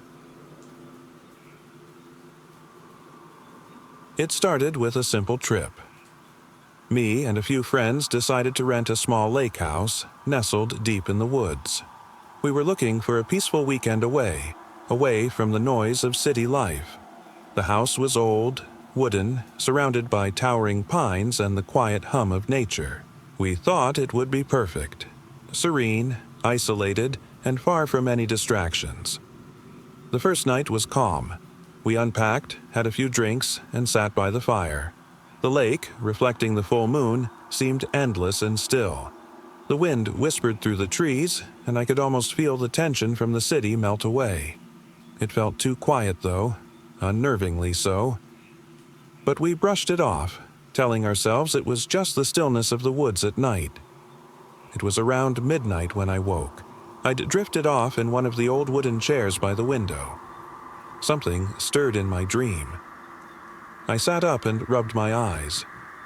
The fire had died down to glowing embers, and the room was cast in darkness. That's when I heard it. Soft tapping. I assumed it was rain, but the sky was clear. The sound came again. Light, but deliberate, like something was trying to get my attention. I turned my head toward the window, listening, expecting to see raindrops. But there was nothing there. I waited, my breath shallow, listening for whatever could be making the noise. Then, through the corner of my eye, I saw something move.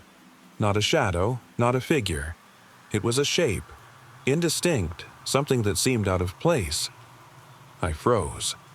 My heart pounded as I scanned the dark outline of the woods outside. The trees seemed to stretch endlessly, their tops swaying in the wind. Whatever was there wasn't a part of the forest. It felt like it didn't belong. I got up slowly, every step creaking on the old wooden floor. The tapping continued, but now it wasn't just at the window. It was all around the house, soft, rhythmic, almost musical. I peered out again, my eyes straining into the night. There, in the distance, I saw it, just for a second. A figure, not human, not quite. It was tall, thin, and it moved strangely, almost like a distorted reflection of something.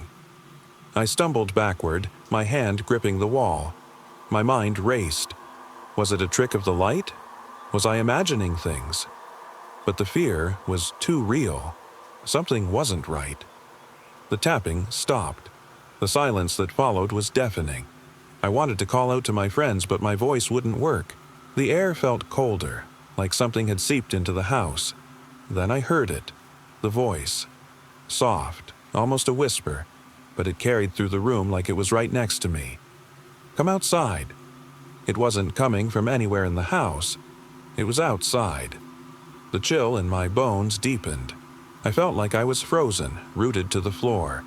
I wanted to scream, but all I could do was listen. The door creaked open on its own. I didn't remember leaving it unlocked. The figure I had seen before was now closer, just beyond the porch. It wasn't moving, just standing there, watching the house. I wanted to run, but I couldn't.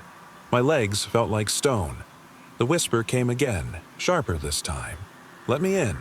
I blinked, trying to comprehend what I was seeing. The figure took a step closer. It was unnatural. Wrong. Its skin was pale and stretched too thin, and its limbs moved like they weren't quite attached to its body. Panic surged through me. I forced myself to turn and sprint toward my friend's rooms. The taps on the window started again, louder, as if they were chasing me. I could feel something behind me, something that wanted to get in. I burst into their room, screaming, and dragged them from their beds. They were groggy at first, but the fear in my voice made them realize something wasn't right. We rushed out the back door, not daring to look back. The figure never followed us. We left the cabin behind, not stopping until we reached the edge of the woods where we could no longer see the house. It wasn't until hours later, as we sat in a diner miles from where we started, that I finally spoke. "I think we were followed," I said, my voice trembling. "I think something was waiting for us. None of us wanted to go back. None of us ever did." I never thought a simple evening trip to the beach could turn into something so terrifying. It wasn't supposed to be anything more than a quick getaway with a few friends. Just a drive down to the coast, a few hours of quiet by the water, and the calm of the waves lapping against the shore. We arrived around sunset, the sky a canvas of deep oranges and purples. The beach was nearly empty, save for a few other couples and a group of friends setting up a fire further down. The air was crisp but not cold, the sound of the waves a soothing backdrop. My friends and I found a spot near the water, spread out our blanket, and cracked open a few beers. It was perfect, peaceful, relaxing. We talked about nothing important, watching the horizon as the sun dipped lower into the sea. It was when the sky went dark that things started to feel off. The first clue came when I noticed the distant glow of a single flashlight, bobbing up and down as if someone were walking toward us along the shore. I didn't think much of it at first, maybe someone out for a late-night stroll. But then I noticed the way the light kept moving erratically, as if they couldn't decide where they were going. "Hey, does anyone else see that?" I asked, pointing toward the light. My friends followed my gaze, squinting into the darkness. "Probably just someone lost," one of them shrugged, but I couldn't shake the feeling of unease. The closer the light got, the more it seemed to flicker, as though whoever was carrying it couldn't see what they were doing. It bobbed and darted erratically, weaving along the water's edge like something lost at sea. Then, suddenly, the light disappeared. I was about to dismiss it when a low, guttural moan carried over the sound of the waves. My friends froze, glancing around. "What was that?" someone whispered. We all strained our ears, searching the darkness. The moan came again, this time louder, more distinct. It didn't sound human, more like a creature, something primal and unsettling. The moans echoed between the cliffs, bouncing across the empty beach. "Let's get out of here," someone said, their voice trembling. We grabbed our stuff and started walking back toward the car, the unease growing with every step. I kept looking over my shoulder, expecting to see something in the darkness, but there was nothing, just the endless stretch of black beach stretching before us. It wasn't until we reached the car that the second clue hit me. My phone buzzed. No service. Not a single bar. The town was only about 20 minutes away, and usually we'd have signal. But now, nothing. My friends and I exchanged uneasy glances as we climbed into the car. The air inside felt heavy, oppressive. I couldn't shake the feeling that we were being watched. As I drove, I kept glancing into the rearview mirror. The beach was behind us, just darkness now, but I still felt like something was there, something following us. That's when I saw it, barely visible in the dim glow of the headlights. A figure, tall, thin, and hunched over, walking in the opposite direction from us, toward the shore. I slammed on the brakes, my heart hammering in my chest. "Who the hell is that?" one of my friends whispered, staring in shock at the figure. I couldn't answer. The figure didn't look human. Its head was tilted at an unnatural angle, as though it were studying us from afar. And that flashlight, it wasn't being held properly. It bobbed erratically as if whoever was holding it couldn't see straight. The figure moved closer to the water's edge, fading in and out of the darkness, then stopped. It stood there, motionless, staring in our direction. My friends and I didn't wait to find out what it was. I hit the gas, tires squealing as we raced back toward town. The whole way, I kept glancing back, expecting to see the figure chasing us. But it was gone. When we got to the edge of town, I pulled over, gasping for air. The tension was still there, but nothing followed us. Still, I couldn't shake the feeling that something had watched us, waited, and we had been too blind to notice. We've never spoken of that night again. I was 13 when it happened, during a summer trip to my grandparents' old farmhouse. It wasn't just any trip. It was supposed to be a simple visit, full of farmland sunsets and lazy afternoons. But from the moment we arrived, something felt wrong. The farmhouse itself was isolated, sitting at the edge of an overgrown field, far from any neighboring houses. My parents assured me it was just an old family home, quiet and peaceful. But from the moment I walked in, a strange sense of unease took hold. That first night, I couldn't sleep. The old wooden floorboards groaned under the weight of each step, and the creaking of the house seemed louder in the silence than it should have been. I lay awake, staring at the ceiling, when I heard a faint rhythmic tapping. It wasn't coming from inside the house, it was from outside. At first, I dismissed it as some small animal, maybe a bird or a raccoon, but the tapping grew louder and more deliberate as the hours passed. In the morning, I asked my grandmother about the noise. She shrugged, a little smile playing on her lips. "Just the old trees. The wind does strange things out here." But the look in her eyes said she didn't believe it either. The days passed, but the tapping never stopped. It wasn't just random anymore. It was constant. I began to hear it even when I was awake, echoing through the empty halls of the farmhouse. The feeling of being watched grew stronger, and no matter where I went, I felt like I was being followed by unseen eyes. One afternoon, I decided to explore the surrounding fields. They stretched out for miles, untouched by modern life, just the way they had been for decades. The air was thick with the scent of hay and soil. The trees creaked gently as the wind picked up, adding to the eerie atmosphere. I wandered far from the farmhouse until I could no longer see the building. That's when I saw it. A figure. Not far from where I stood, barely visible beneath the branches of a gnarled oak tree. It wasn't moving, just standing there, staring in my direction. My breath caught in my throat. The figure was tall, too tall, its form distorted as if it didn't belong in the world.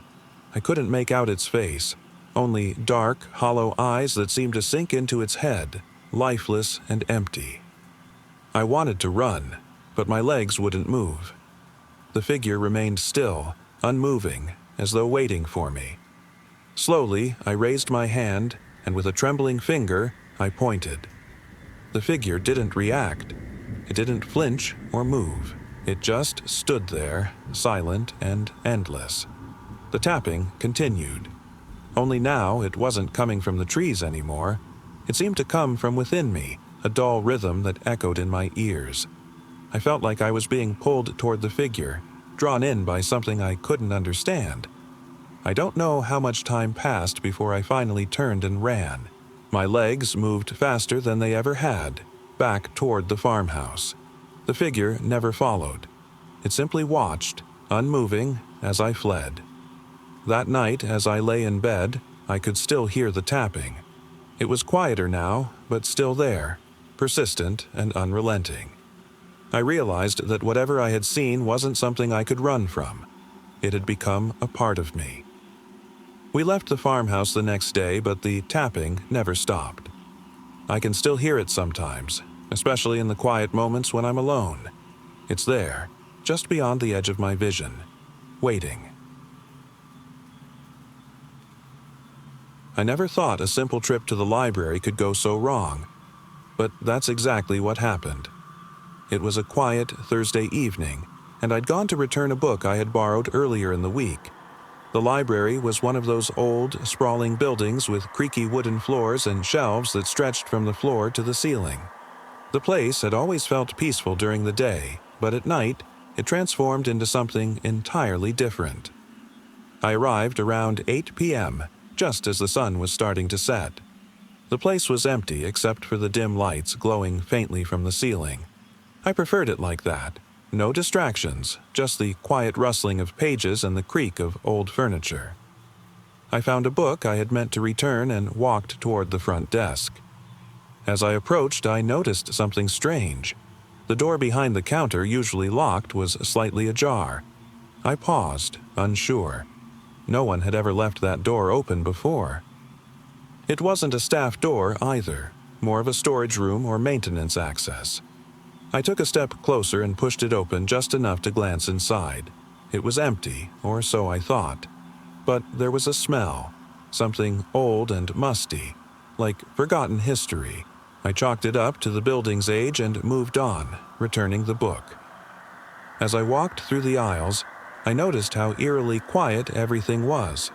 The sound of my footsteps echoed off the shelves, amplifying the silence. I half expected to hear the distant shuffle of someone else's steps, but there was nothing but my own.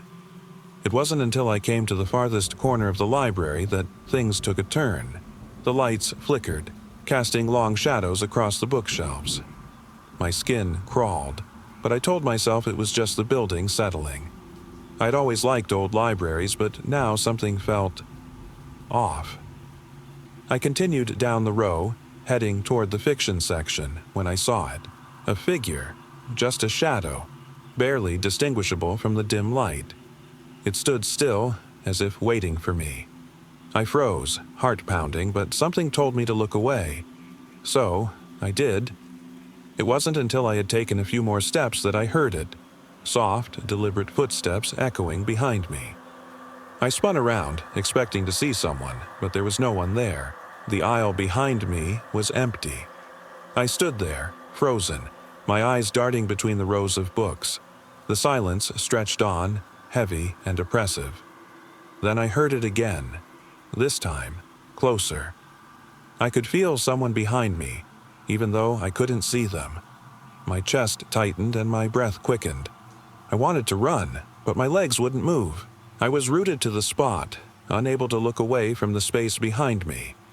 Then, a voice, low and hollow, like it was coming from somewhere beyond the shelves. "Who's there?" My stomach dropped. I didn't dare answer. The voice wasn't angry, but it wasn't human either. It was patient, waiting. I felt like something was drawing closer, closer, closer. A sudden crash from deeper inside the library made me jump.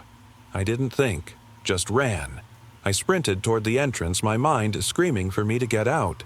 I didn't dare look back. The air seemed thicker as I pushed the front door open, fleeing into the cool night. I didn't stop running until I was home, and even then, I couldn't shake the feeling that something had followed me out of that library. To this day, I haven't gone back. It was an early spring day, and I was driving alone on a remote country road. The landscape stretched out around me, fields of tall, golden grass swaying gently in the breeze. The road twisted and turned through empty stretches of land, the occasional farmhouse appearing in the distance before disappearing again. I wasn't in any rush. It had been a long week, and I figured a quiet drive was just what I needed to clear my head. My car's engine hummed softly, and the only sounds were the tires on the road and the occasional chirping of birds. About an hour into the drive, I noticed something strange. At first, I thought it was just my imagination, another farmhouse far off in the distance. But as I got closer, I realized it wasn't a farmhouse at all. It was an old, wooden structure, half buried in weeds and overgrown trees. The roof was caved in, windows shattered, and the whole thing seemed to lean at a strange angle, like it had been there for decades, forgotten by time. I slowed down, curiosity getting the better of me. The building didn't look like it had been lived in for a long, long time, but there was something unsettling about its quiet, abandoned state. I figured it must have been some sort of barn at one point, but now it was just a hollow shell of what it used to be. I parked the car a few hundred feet away and stepped out, the dry earth crunching underfoot. The wind stirred the trees, making them creak softly. I approached the old structure cautiously, my footsteps slowing as I took in the eerie silence.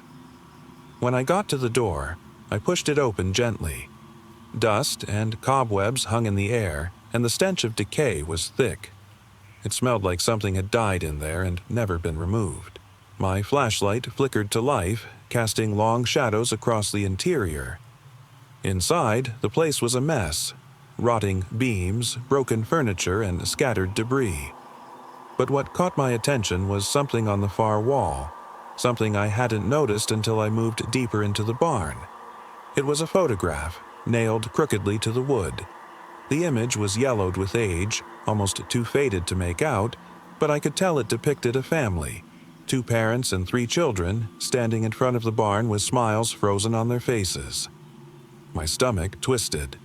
I hadn't expected to find anything like this. The faces in the photograph looked familiar, but I couldn't place where I'd seen them before. I glanced around the room, running my flashlight beam over the clutter. That's when I noticed more photos, dozens of them. Old family portraits, wedding pictures, vacation snapshots, all of them nailed to the walls. The people in the photos seemed to watch me, their smiles distorted, eyes fixed on something just beyond the frame. The air grew colder, and I felt the weight of their gaze pressing down on me. I stumbled back, my hand shaking as I tore my eyes away from the photographs.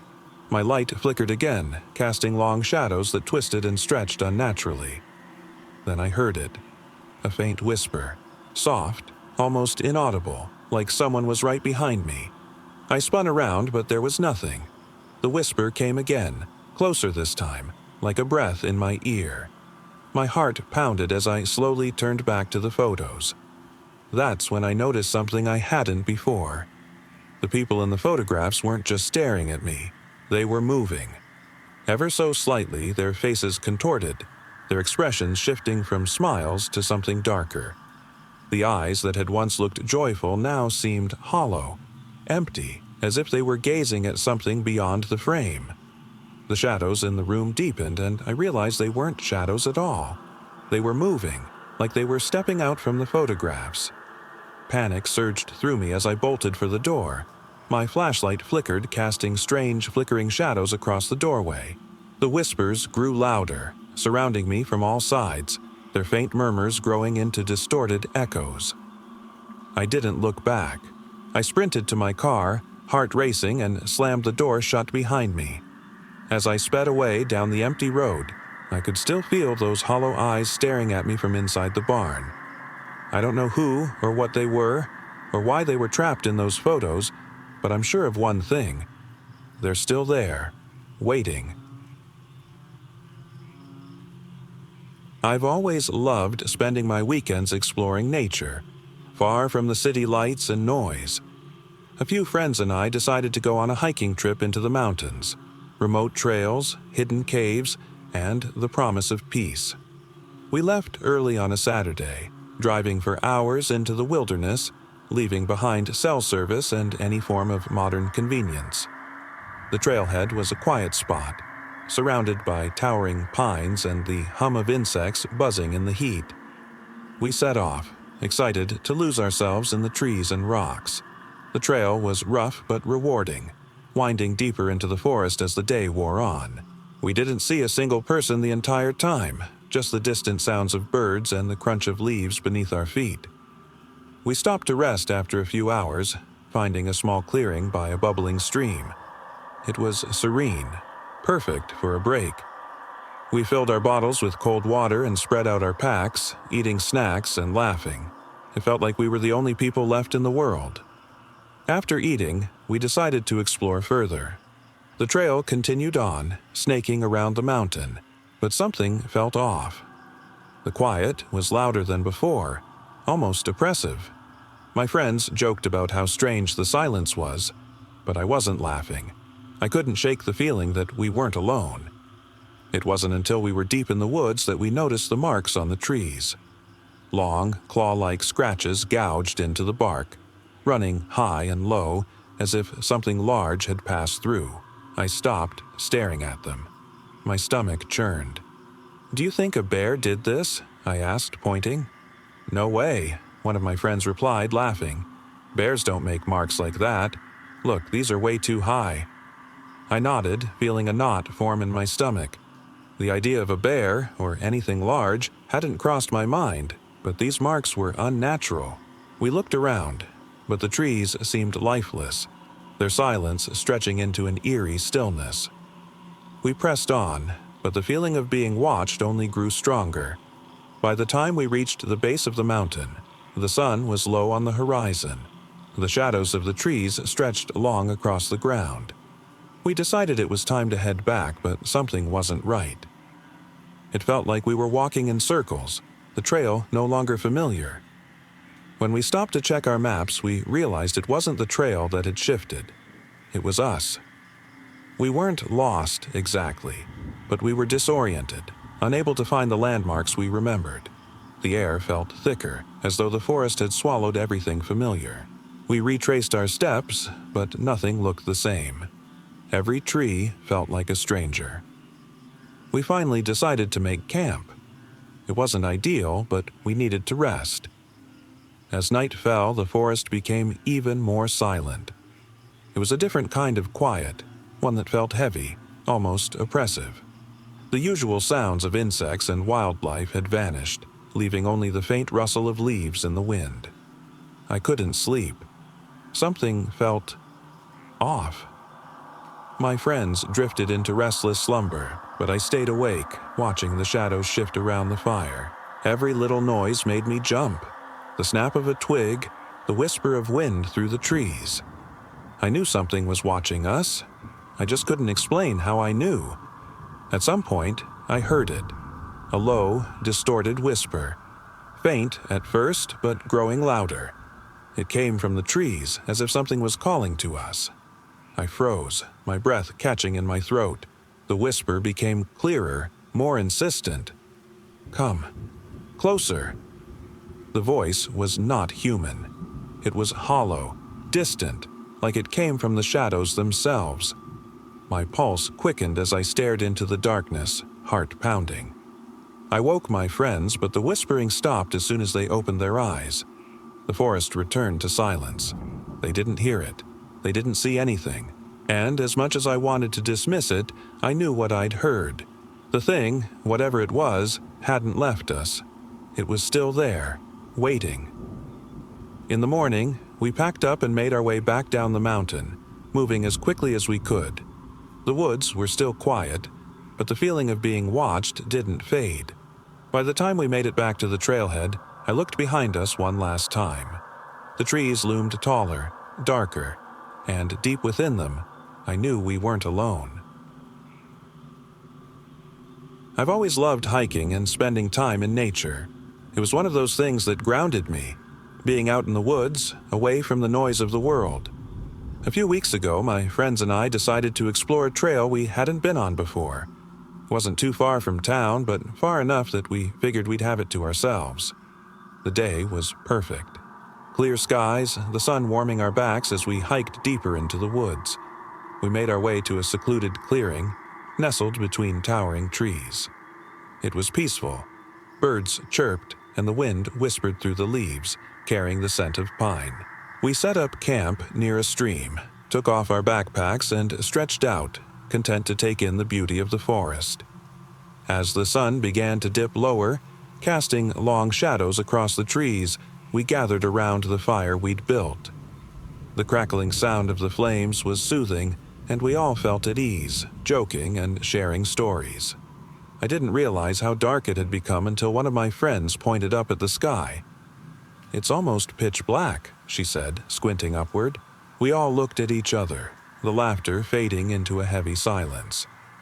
None of us had expected how fast the night would fall. The forest seemed to absorb the fading light, leaving us in complete darkness, save for the fire. Then, something shifted. I wasn't sure if it was the stillness of the forest or the creeping sensation in the pit of my stomach, but I couldn't shake the feeling that we were no longer alone. I didn't want to alarm my friends, so I brushed it off, telling myself it was probably just the wind rustling the leaves or my imagination playing tricks. But then I heard it. A faint, unnatural noise coming from deeper in the woods. It wasn't a creature or an animal. It was something wrong. I grabbed my flashlight and shone it toward the source of the noise. The beam cut through the trees, but there was nothing there, just more blackness. My friends noticed my unease and asked if I was okay. I hesitated, not wanting to sound crazy, but my voice came out shaky as I answered. "There's something out there." One of my friends scoffed. "It's probably just a deer or something." I wanted to believe that, but it didn't feel like an animal. The noise grew louder, a faint, rhythmic tapping. It was distant at first, then closer. Each tap echoed through the trees, growing louder and more persistent. "I think we should head back," I said, my voice trembling. "Back where?" one of my friends asked. "The trail's too far. We'd be walking in the dark." But something about the forest felt off, like the trees themselves were watching us. The tapping continued, closer now, like something was moving through the underbrush. Then, the silence shattered. A figure emerged from the trees, moving in a way that wasn't human. Its form was elongated, almost unnatural, and it moved without making a sound. I could barely process what I was seeing, my heart racing as I fumbled with my flashlight. The beam hit it, and that's when I saw its face. No eyes, no mouth, just a hollow black void where a face should have been. It stood there, unmoving, watching us. I couldn't breathe. I wanted to scream, but my voice was caught in my throat. The thing didn't approach us, but it didn't leave either. It just stood there, watching. One of my friends whispered, "What is that?" "I have no idea," I managed to choke out. We sat frozen, staring at the figure until the tapping started again. But this time, it wasn't coming from the direction of the figure. It was coming from behind us, from the clearing where we had our camp. We spun around, shining our flashlights. There was nothing there, just the fire, flickering dimly. But the tapping grew louder, now on both sides of us. Panic set in. We grabbed our things and ran, not looking back, not stopping, until we reached the trail. The figure never followed us, but the sounds didn't stop. They still echo in my mind. Even now, as I sit here writing this, I keep wondering, what was that thing? And why didn't it come after us? It started as an ordinary weekend trip with a few friends. We'd decided to go hiking on a trail deep in the mountains. None of us had been there before, but the online reviews promised breathtaking views and quiet solitude, far from the noise of city life.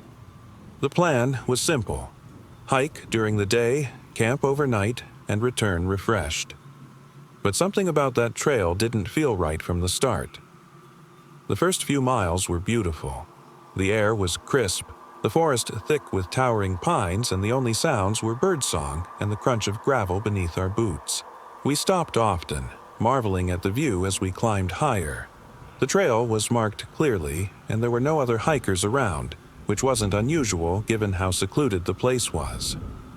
By midday, we were deep into the forest, far from any sign of civilization. It wasn't until we reached the fork in the trail that things started to feel strange. The sign was old and faded, barely legible. One path led to the summit, the other to a clearing near a river. We debated for a bit, but decided to head toward the clearing. Something about the summit felt off. The clearing was beautiful. We set up camp there, unpacking our gear and gathering wood for a fire. The river ran nearby, its gentle sound soothing in the quiet. We were tired from the hike and settled into the camp, enjoying the peace and solitude. That night, around midnight, something woke me. It wasn't a sound, it was more like a shift in the atmosphere. The air had become heavier and the forest felt still, too still. I lay there, heart racing, listening. At first, there was nothing, just silence. Then I heard it. Soft footsteps. They weren't human footsteps. They were lighter, quicker, and moving in circles around our camp. I sat up, freezing, trying to make sense of the noise. The others were asleep, unaware of what was happening. I grabbed my flashlight, shining it toward the sound. Nothing. Just shadows moving beyond the reach of the beam. I stood, trying to calm myself, telling myself it was probably an animal. But as I scanned the clearing, I couldn't shake the feeling that whatever was out there wasn't driven by instinct. It was watching us. The footsteps grew closer, slower. They circled the camp like something was observing us from the trees.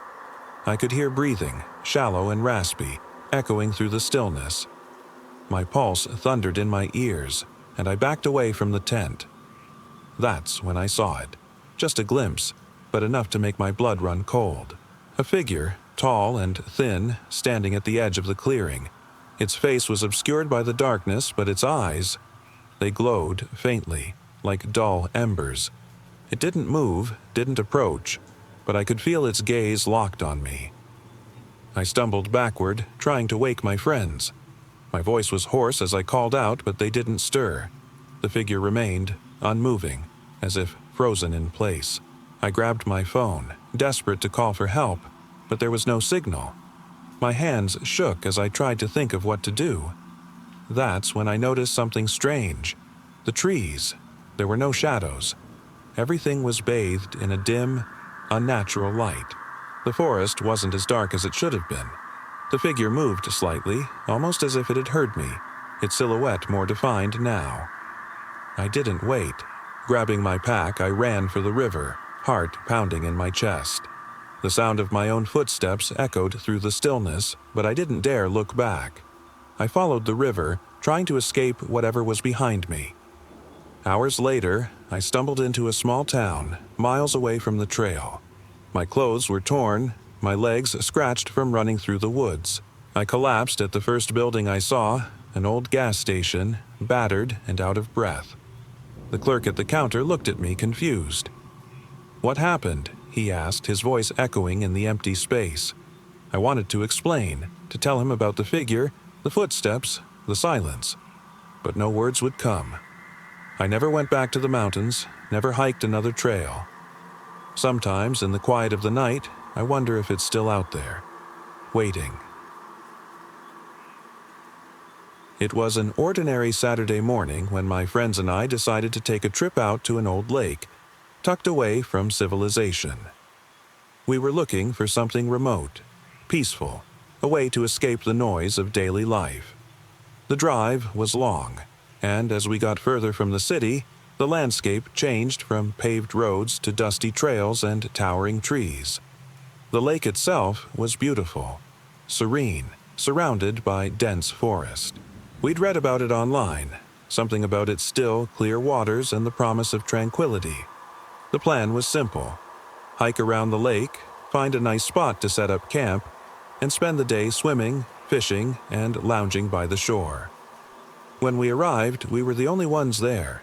It felt like we had the entire lake to ourselves, the kind of solitude you only find when you're far away from everything. We unpacked our gear and set up camp, the sound of birds and the rustling of leaves the only things breaking the silence. As the sun dipped lower and the air cooled, we went to the shore to relax. The lake was calm, the water reflecting the orange glow of the sunset. We joked and laughed, tossing pebbles into the water, the sound echoing in the stillness of the woods. It was the kind of peace we'd all been craving. But that peace didn't last. It started with a noise, a distant, hollow thump. At first, I didn't think much of it. Maybe it was an animal or just the wind carrying strange sounds from deeper in the forest. But as the evening wore on, the thumping became more distinct, more deliberate. It wasn't fading away either. It seemed to be getting closer. I glanced at my friends, their faces mirroring my unease. None of us said anything at first, not wanting to ruin the atmosphere. But the thumps persisted, and now I could hear something else. Soft whispers, barely audible, carried on the breeze. The hairs on the back of my neck stood up. One of my friends, Sam, broke the silence. "Did you guys hear that?" We all nodded, uneasy. The sound was closer now. Too close. It wasn't just in the distance anymore. It was almost as if whatever was making those sounds was right there, just out of sight. We tried to convince ourselves it was probably an animal, maybe a deer or some other forest creature. But whatever it wasn't leaving. The thumping was steady, relentless, and the whispers felt like they were growing louder. "Let's go check it out," Sam suggested, his voice trembling slightly.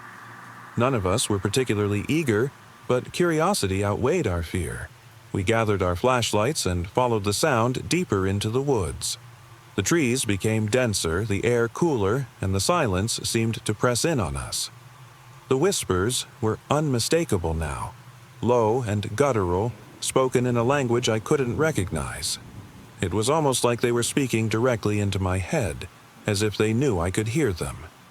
Suddenly, the thumping stopped. The forest became eerily still again, and for a moment I thought we'd lost whatever had been making the noise. But then, just as I was about to speak, I heard it, the sound of footsteps. Not ours. These steps were slow, deliberate, and there were far too many of them. We stopped in our tracks, shining our flashlights into the trees, but there was nothing. No one there. Yet the footsteps continued, growing louder, as though they were circling us, closing in. Then, out of the corner of my flashlight beam, I saw them. Shadows, dozens of them, moving through the trees. They weren't human, not exactly. More like distorted shapes, figures with no faces, no features, just black voids where they should have been. They didn't run. They glided through the forest with an unnatural, fluid grace. We couldn't speak. We couldn't move. The shadows drew closer, closing the space between us. I could feel their presence, their gaze upon us, even though there was nothing to see. It was as if they were pulling us in, whispering promises of silence and darkness. The forest seemed to breathe, the trees swaying gently as if they too were part of whatever was watching us. I felt as though I was being drawn towards something beyond comprehension. Then, as suddenly as they appeared, the shadows vanished, leaving only silence.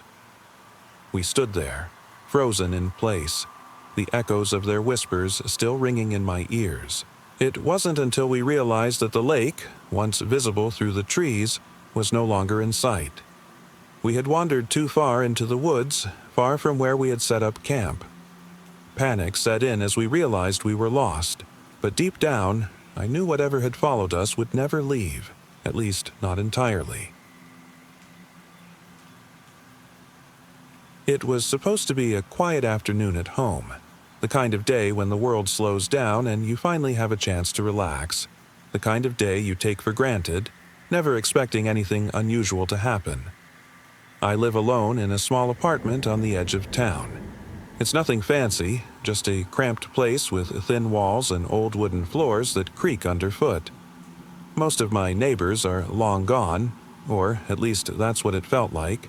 The quiet was almost deafening, only broken by the occasional car passing by on the distant road. That day, I decided to stay in and watch some old movies, something to distract me from the creeping sense of boredom. Around 3 p.m., I popped a DVD into the player and sank into the worn-out couch. The room was dim, the sunlight filtering through dusty blinds, casting long shadows across the floor. For a while, it was peaceful. I was lost in the flickering images on the screen when something made me glance toward the window. At first, I didn't see anything unusual. The street outside was still. No cars, no pedestrians. Just that unrelenting silence. But then, a faint movement caught my eye. It was barely noticeable, just a flicker at the edge of the glass. I froze, my heart skipping a beat. A figure. It wasn't standing still. No, it was shifting. pacing. Something tall and thin, too thin. Its form seemed distorted, almost like it wasn't fully there. The more I stared, the more I couldn't make sense of what I was seeing. It wasn't human. I wasn't even sure it was real. My gut told me to look away, but I couldn't. I was locked in place, unable to move, the figure growing clearer with each passing second. Its face, if it had one, was blank.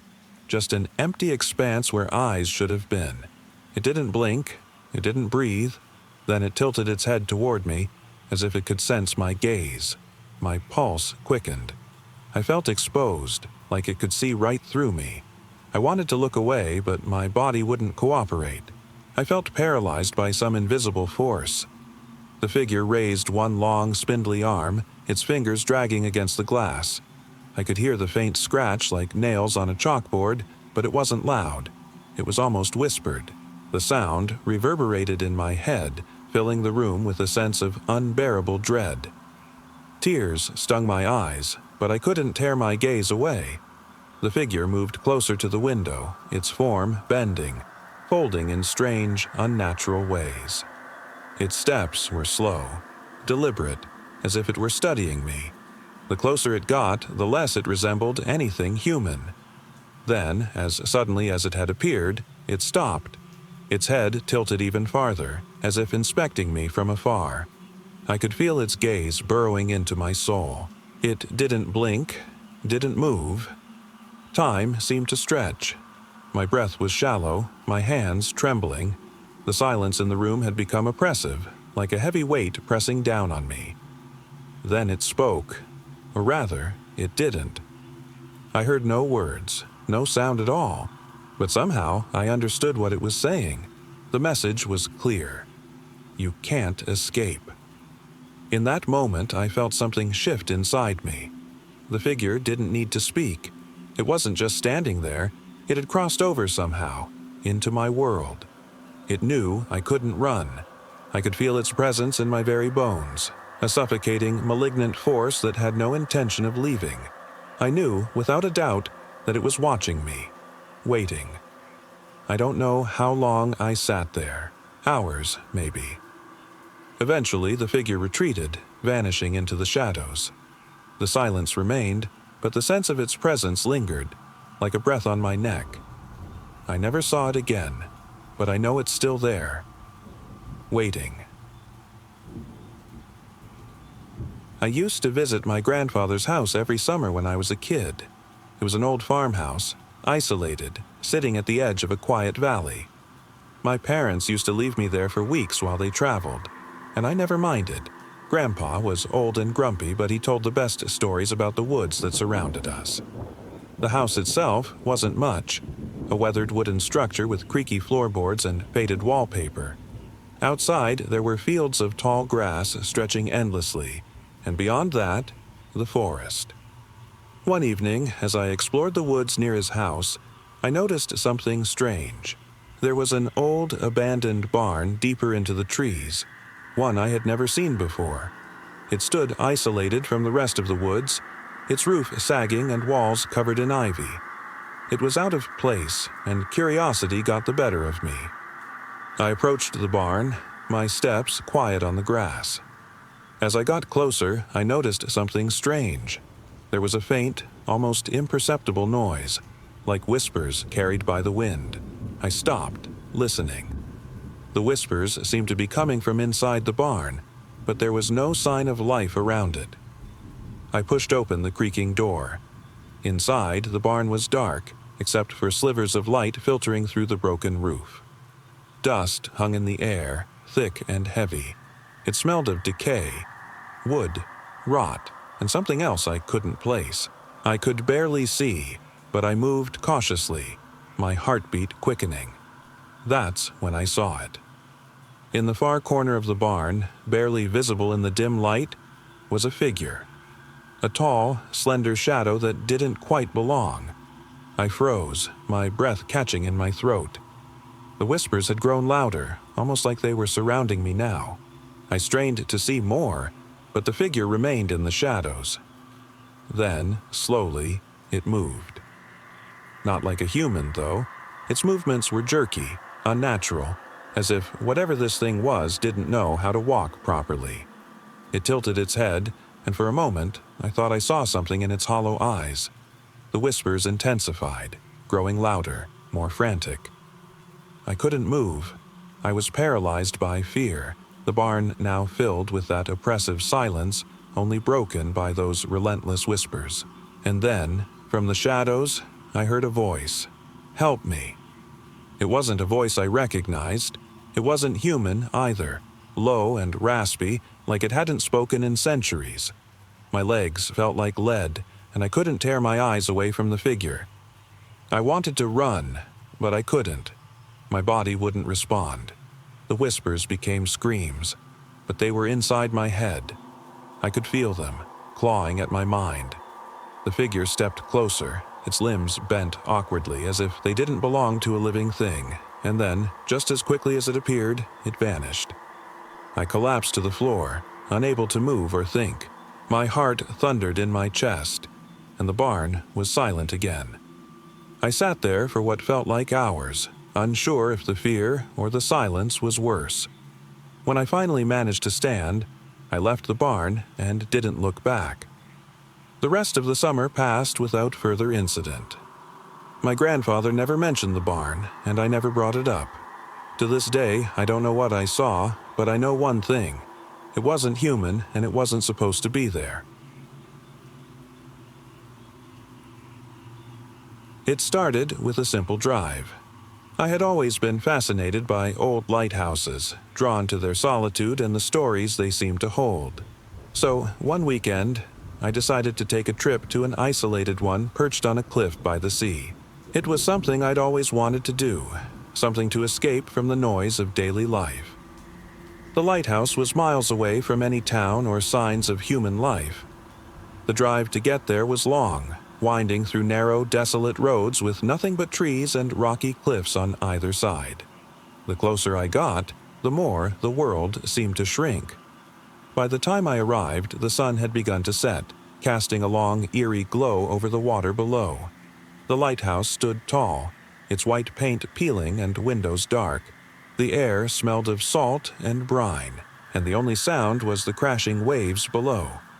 I parked my car and began the short hike up the steep path leading to the base of the lighthouse. The only other thing besides the distant roar of the sea was the silence that seemed to engulf everything. When I reached the entrance, I pushed open the heavy wooden door. The inside was musty and cold, with narrow, spiraling stairs leading to the top. Each step groaned beneath my feet as I climbed. It wasn't long before I reached the top, where the view was breathtaking. The sea stretched out before me, endless and unforgiving. I stood there, lost in the beauty of it all, when something made me glance back toward the stairs. For a moment, I thought I saw someone standing there, silhouetted against the narrow frame of the doorway. My stomach twisted, and my heart skipped a beat. But when I turned fully around, there was no one there. I told myself it was just the shadows playing tricks.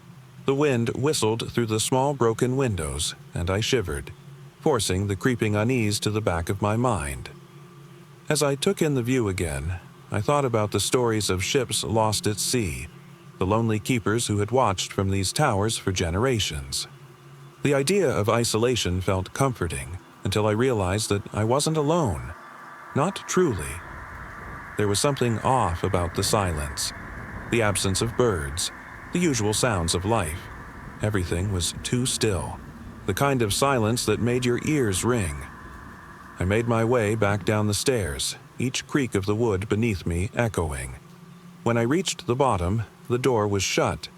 How had I not noticed that before? The door hadn't moved on its own. My heart raced again as I reached for the handle, only to find it locked from the inside. I was trapped. Panic hit me hard.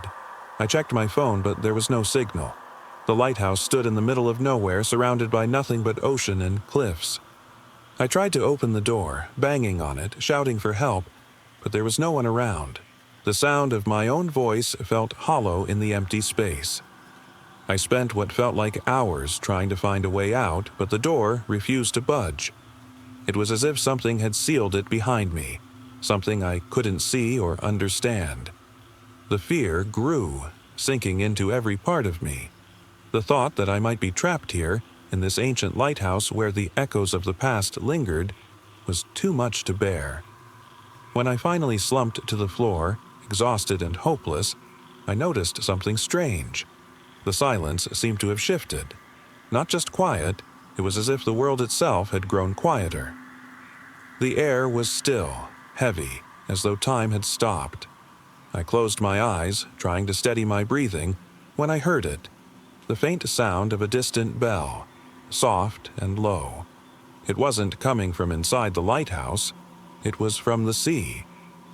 The bell rang again, louder this time. It echoed off the cliffs, and I couldn't tell if it was real or some strange, haunting memory. My stomach turned as I realized there was no ship in sight, no boat or rescue, just the sound of a bell calling from the void. Trembling, I stood up and went to the window, pressing my face against the cold glass. Below, far out on the water, I saw a flicker of light, dim, almost ghostly. It moved closer, but the lighthouse had no boats or ships. No life should have been out there. I forced myself to look away, but the bell continued, growing louder and more insistent. I didn't know if it was real, or if my mind was playing tricks, but I knew one thing. The lighthouse wasn't just keeping watch over the sea. It felt like the sea was watching me. I never saw anyone outside, never found a way out, but the bell still echoes in my mind, always just out of reach. I don't know if anyone else heard it or if I was the only one who ever would.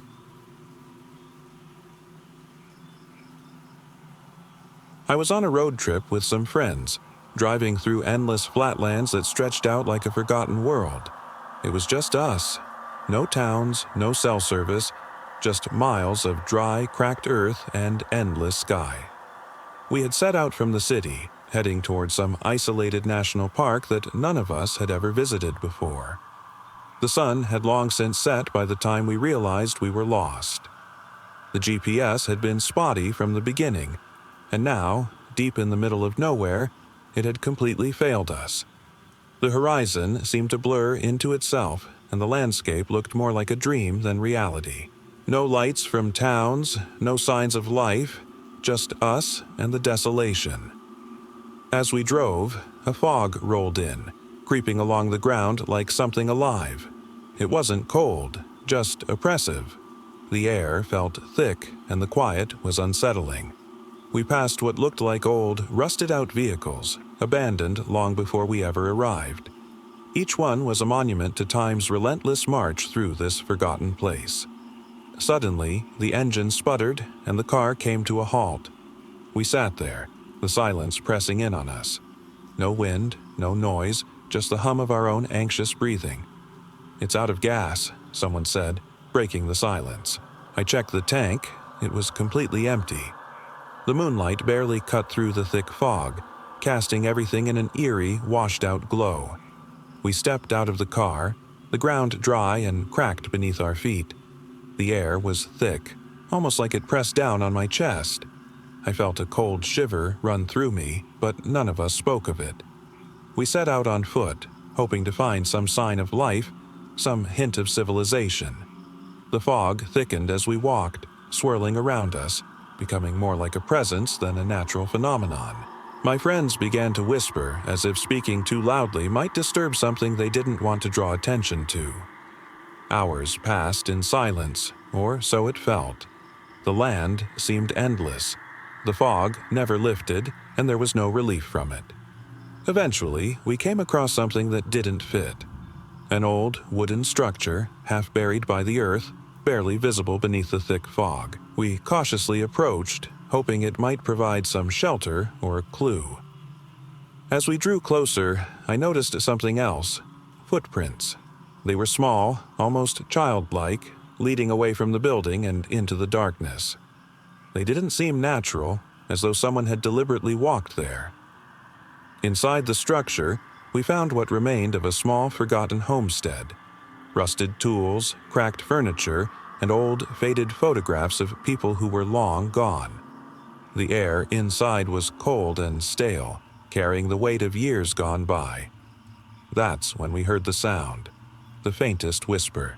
At first, I thought it was just my imagination, but then I realized my friends had stopped moving, frozen, their eyes wide with fear. It came again, more distinct this time. A voice, barely audible, calling from outside. But it wasn't like any voice I had ever heard. It was not human. It was hollow, distant, as though it came from some place beyond this world. Follow. The voice seemed to echo, twisting through the fog. My friends were visibly shaken. We had to get out of there. We had to run. But the fog was thick, blinding us to our surroundings, and the voice continued, growing louder, more insistent. We stumbled back toward the car, but it felt like we were moving in circles. The structure faded behind us, lost in the swirling mists. The voice followed us, always just beyond reach. Eventually, we found ourselves back at the car, and something inside told me we shouldn't get in.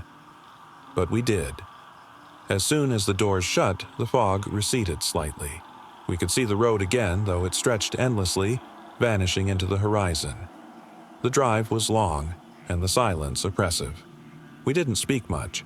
None of us could shake the feeling of being watched, as if the fog had followed us, waiting just out of sight.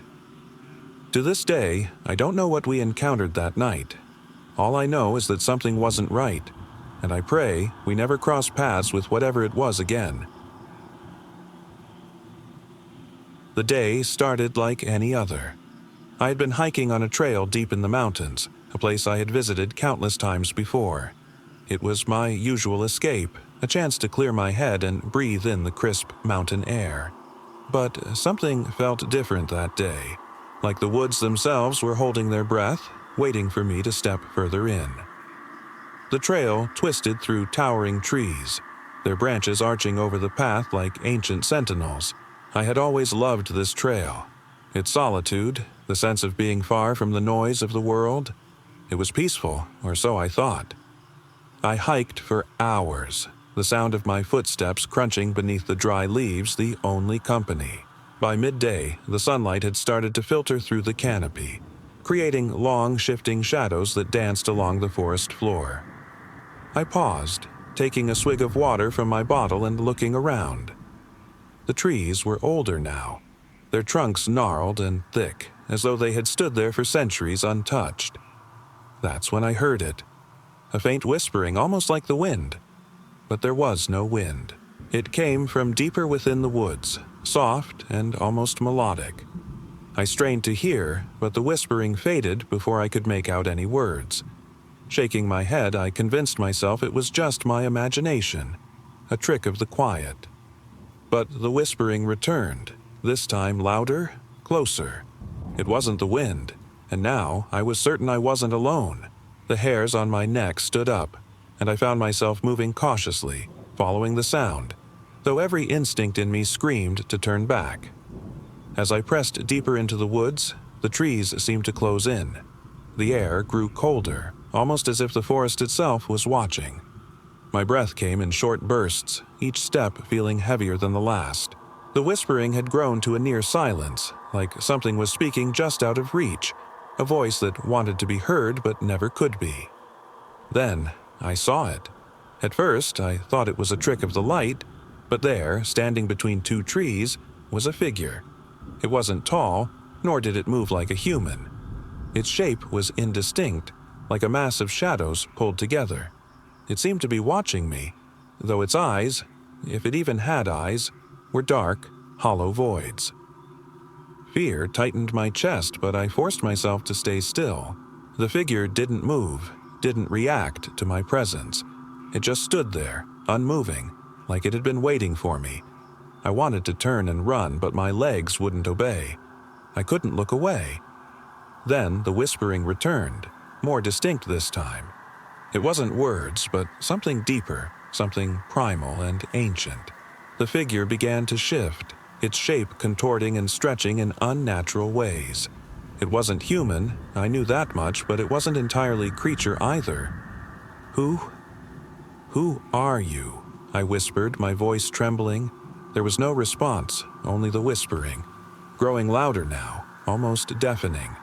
My head throbbed. the sound reverberating in my skull. I squeezed my eyes shut, hoping it would go away, but when I opened them again, the figure was closer. Its shadowy form had shifted again, growing darker, more defined. Panic surged through me and I stumbled backward, my foot catching on a root. I fell, the rough ground scraping against my palms. I looked up, expecting to see the figure looming over me, but it was gone. The whispering faded, leaving only the sound of my own breath. Breathing heavily, I scrambled to my feet, my hands still trembling. I didn't dare look back as I made my way out of the woods. The trees seemed to watch me as I passed, their branches creaking, as if they knew I had been there. It wasn't until I reached the trailhead that I stopped. I turned to look back at the forest, but all I saw was the quiet, empty trees. The figure was gone, the whispering had vanished, but the feeling of being followed, watched, lingered. I never returned to that trail. Whatever had been waiting for me in those woods, I knew I could never escape it. And sometimes, when I'm alone, I can still hear the faint whispering, as if it's calling to me from the edge of the trees. It was the middle of summer when a group of friends and I decided to take a spontaneous trip to a nearby lake. None of us had ever been there before, but the promise of clear waters and warm sun was too tempting to pass up. The drive wasn't long, just far enough to feel like we were escaping the noise of the city, but not so far that we'd lose cell service. The day started perfectly. We arrived early, claiming a spot near the shore, and spent the afternoon swimming, laughing, and basking in the sunlight. The lake was calm, almost unnaturally so. The water was glassy and there wasn't a single ripple. It was eerie in its stillness, but we were too preoccupied with the warmth and the relaxation to give it much thought. As the sun began to set, casting a golden hue over the water, we decided to go for one last swim before the evening cooled. The water was still as we dove in, and it felt refreshing. The perfect end to a perfect day.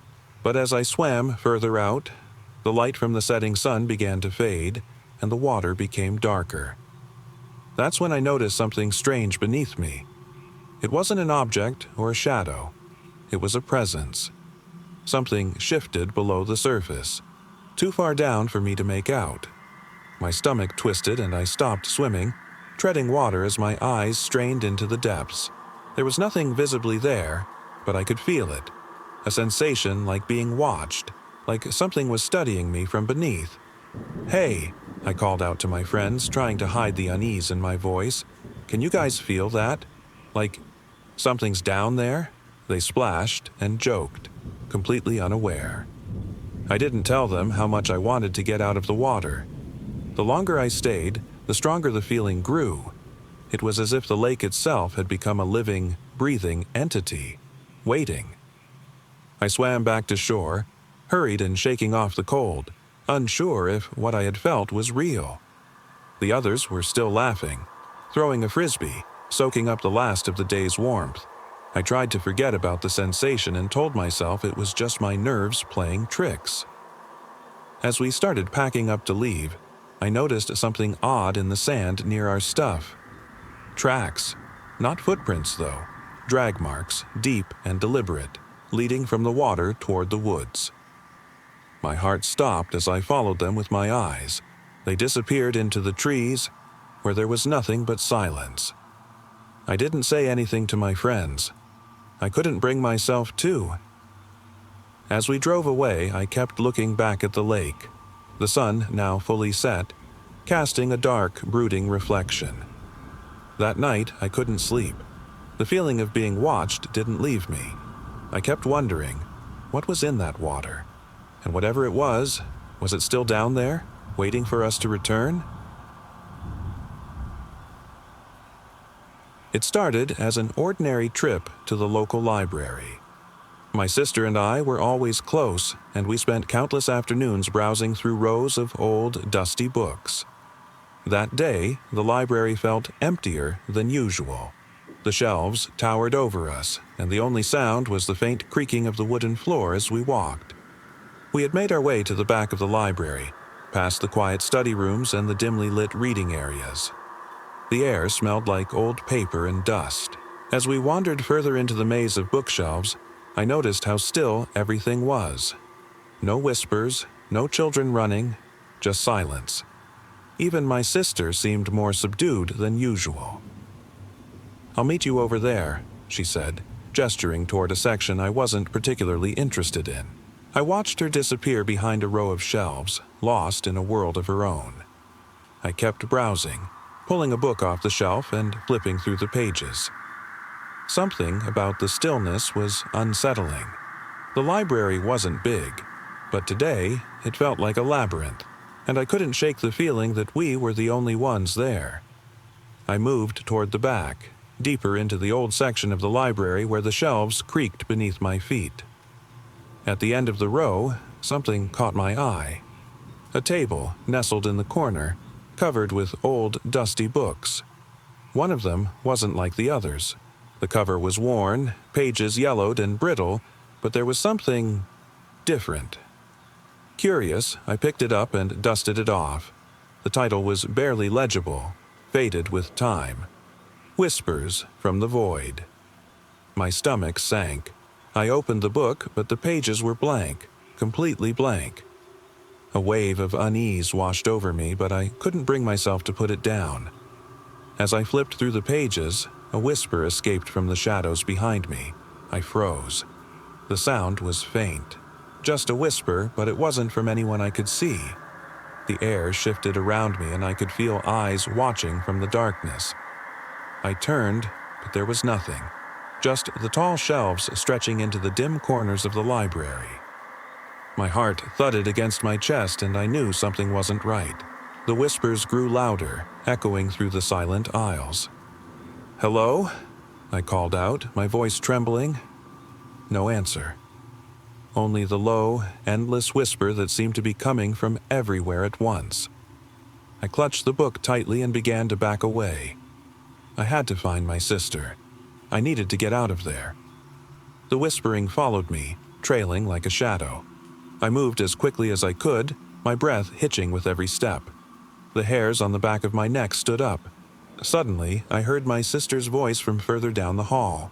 "Hey, what's going on? Are you okay?" Relief flooded me, but it was short-lived. Her voice sounded distant, echoing strangely. "I'm here," I yelled, but it felt hollow, as though my voice wasn't reaching her. "Where are you?" No response. The whispers grew louder, drowning out any trace of my sister's voice. I turned the corner, hoping to find her, but the library seemed to twist and stretch before my eyes. The rows of shelves seemed endless now, stretching far beyond what I remembered. "Please, just tell me where you are," I shouted, my voice breaking. Silence. And then I saw her. She was standing at the end of the hall, but something was wrong. Her figure wasn't quite right. Her back was arched unnaturally, and she wasn't moving like she usually did. It was as if she were floating. "Please come back," I cried, my legs trembling as I rushed toward her. But as I drew closer, I noticed her face. It wasn't my sister's.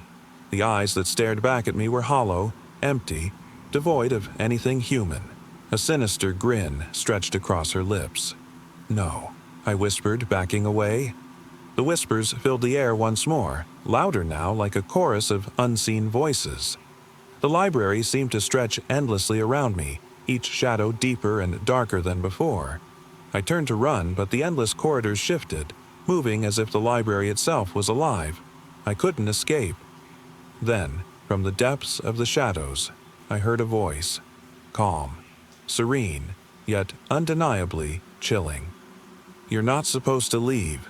I closed my eyes, clutching the book to my chest. When I opened them again, everything was silent. The whispers had stopped. The library was still, eerily quiet. But when I turned around, my sister was gone. And so was the book. I'll never forget that day. It started out ordinary enough. My friends and I decided to take a spontaneous trip to the nearby lake.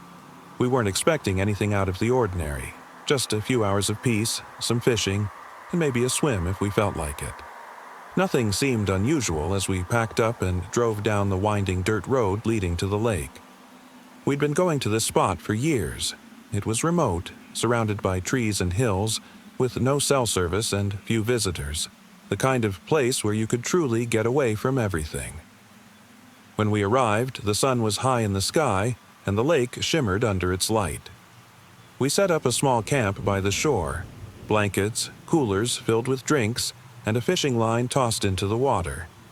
It was the kind of day where you lose track of time, relaxing in the warm sun.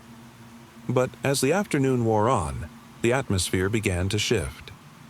The first sign came when we noticed the birds went quiet. The chirping had gradually died down, but we didn't think much of it. It wasn't until we glanced up at the sky that something truly strange happened. The clouds seemed to darken, even though the sun was still shining brightly. It was as if the world had turned gray for a moment, without warning. I looked around, feeling a knot of discomfort form in my stomach. My friends were laughing, oblivious, but I couldn't shake the feeling that something was wrong. I wandered a bit away from the camp, standing at the edge of the water, staring out into the lake. That's when I saw it, a figure, standing at the far side of the lake. It wasn't moving, just standing there as though it were staring directly at me. I told myself it had to be a trick of the light or someone from a distant campsite, but no one ever came to this part of the lake. The figure was still too far away for me to make out any details, but the sensation of being watched deepened. I called out to my friends, trying to shake off the unease. They didn't hear me, or if they did, they didn't seem concerned. I didn't want to ruin the day with my paranoia, so I pushed the feeling aside. It wasn't until later that evening, when we were sitting around the campfire, that things got worse. The air had grown colder, the sun long set, leaving us with only the dim glow of the fire. The quiet was now oppressive, a stillness that felt unnatural. It wasn't like the calm of nature, it was like something had swallowed the sounds of the night. No crickets, no rustling leaves, just silence. We talked, but the conversation felt forced, the laughter awkward. I kept glancing over my shoulder, feeling eyes on me. I couldn't explain it, but the feeling of being watched was unbearable. Every time I looked around, I saw nothing but trees and darkness. Then, from out of nowhere, we heard it. Soft, distorted whispers. They weren't coming from any direction. It was as if they surrounded us, echoing in the stillness. I strained to make out the words, but whatever was being said was too faint, too unnatural. I couldn't bring myself to ignore it anymore. "Did you guys hear that?" I asked, my voice shaky. They shook their heads, looking at me like I was imagining things. But then I saw it again, the figure, much closer now. It was standing at the edge of the trees, watching us. It was too dark to make out any features, only the faint silhouette, almost human, but not quite. The whispering intensified, as if the figure was breathing the sound into the air. Panic set in. I felt the cold rush through my veins, and my body trembled uncontrollably. I tried to call out again, but no words would come. The figure moved a step closer. It wasn't walking. It glided, as if pulled by some unseen force. The whispers stopped, replaced by an eerie silence. I felt my friends tugging at my arm, pulling me toward the campfire, but I couldn't take my eyes off the figure. It felt like whatever this thing was, it had me trapped. My friends didn't see it, didn't hear the whispers. They told me to snap out of it, convinced I was just spooked by the isolation. But then something happened that I'll never forget. The figure, which had been standing still for what felt like forever, suddenly turned and disappeared into the trees. One moment it was there, and the next, gone, like it had never existed. I tried to explain to my friends what I saw, what I felt, but they couldn't see it. The whispers returned for a brief moment, distant and faint. And then, just like before, silence. I've never been able to return to that lake. To this day, I don't know what I saw or what it wanted. All I know is that something was there, something that wasn't human, and no one else ever saw it. I don't remember how I ended up on the hiking trail that day. I'd never been much of an outdoors person, but something about the open air and quiet drew me there. My plan had been simple: spend the afternoon walking along a familiar trail, clear my head, and get away from everything for a while. It wasn't a popular trail, tucked deep into the mountains where few people dared to venture. I'd come across it a few times before, but never explored it fully. The sun was high, casting long shadows through the dense trees. The air was crisp, the kind of silence that wraps around you and feels endless. I walked for hours, following the winding trail deeper into the woods, never thinking twice about turning back. It felt peaceful. Too peaceful. The absence of birds, the quiet rustling of leaves. The trail was so isolated I almost expected to hear nothing at all. But still, something nagged at the back of my mind. It was as if the woods themselves were watching. Eventually, I found myself standing at a fork in the path. One side led to a steep incline, the other seemed to stretch on toward the valley below. Without hesitation, I chose the incline, curious about where it might lead. It wasn't until I'd climbed what felt like hours that I realized I was well beyond any familiar landmarks. I told myself to turn back, but something kept me going. The air became colder as I ascended, the trees growing denser. The trail became narrower, and I started to notice strange markings on the bark of the trees. Scratches, like someone had carved symbols into the wood. I brushed them off as some random hiker's curiosity, but there was a pattern, one I couldn't quite place. The farther I went, the quieter it became, until even my own footsteps seemed to echo unnaturally. That's when I heard it. A faint, hollow whisper, like the wind carrying someone else's voice.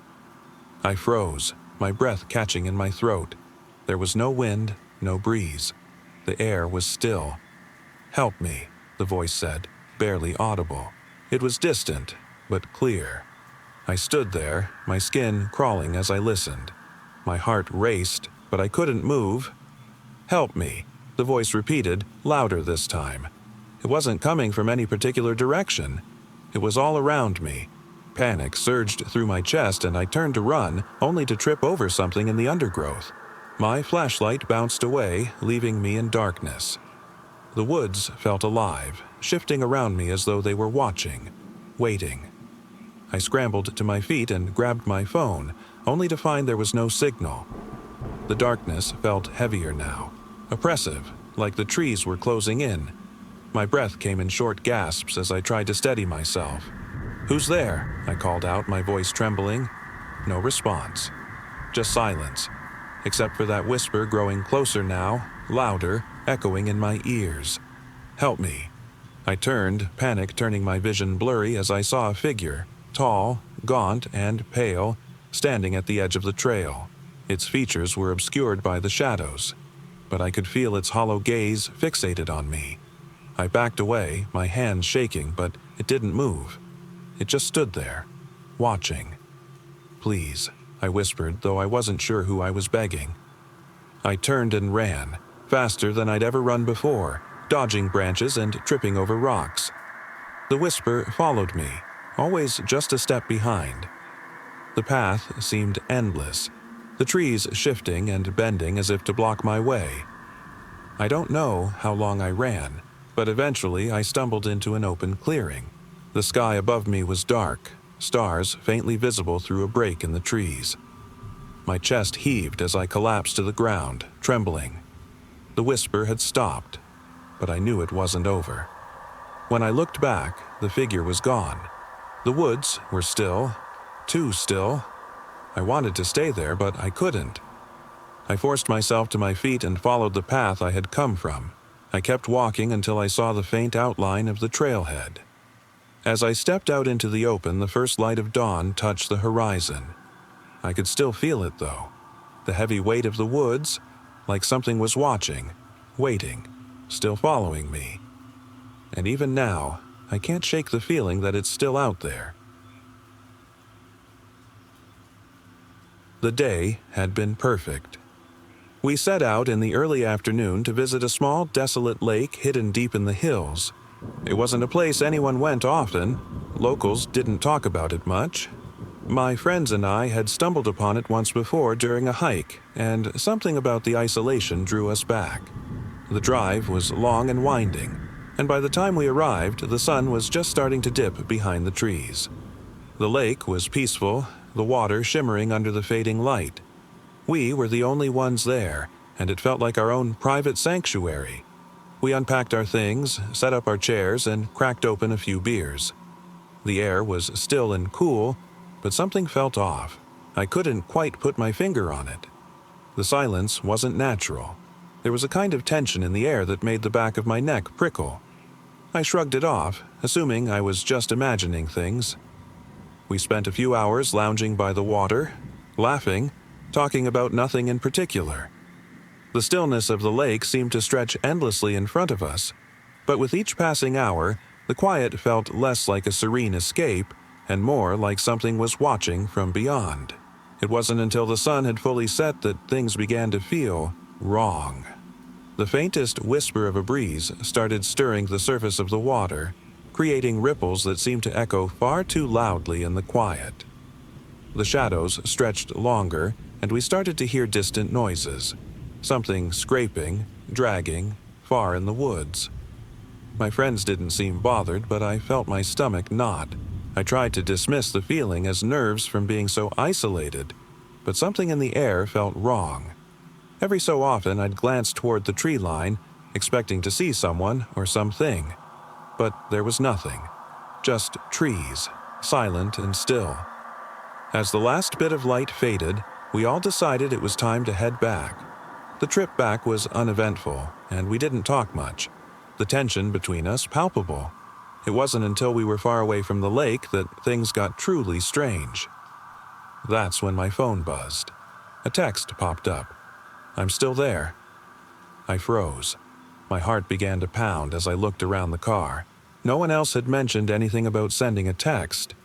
I quickly unlocked my phone to check who it was from. The message wasn't from any of my friends. It was a number I didn't recognize.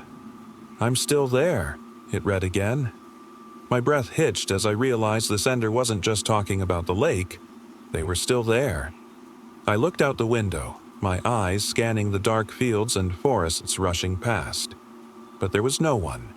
No car following us. No signs of movement.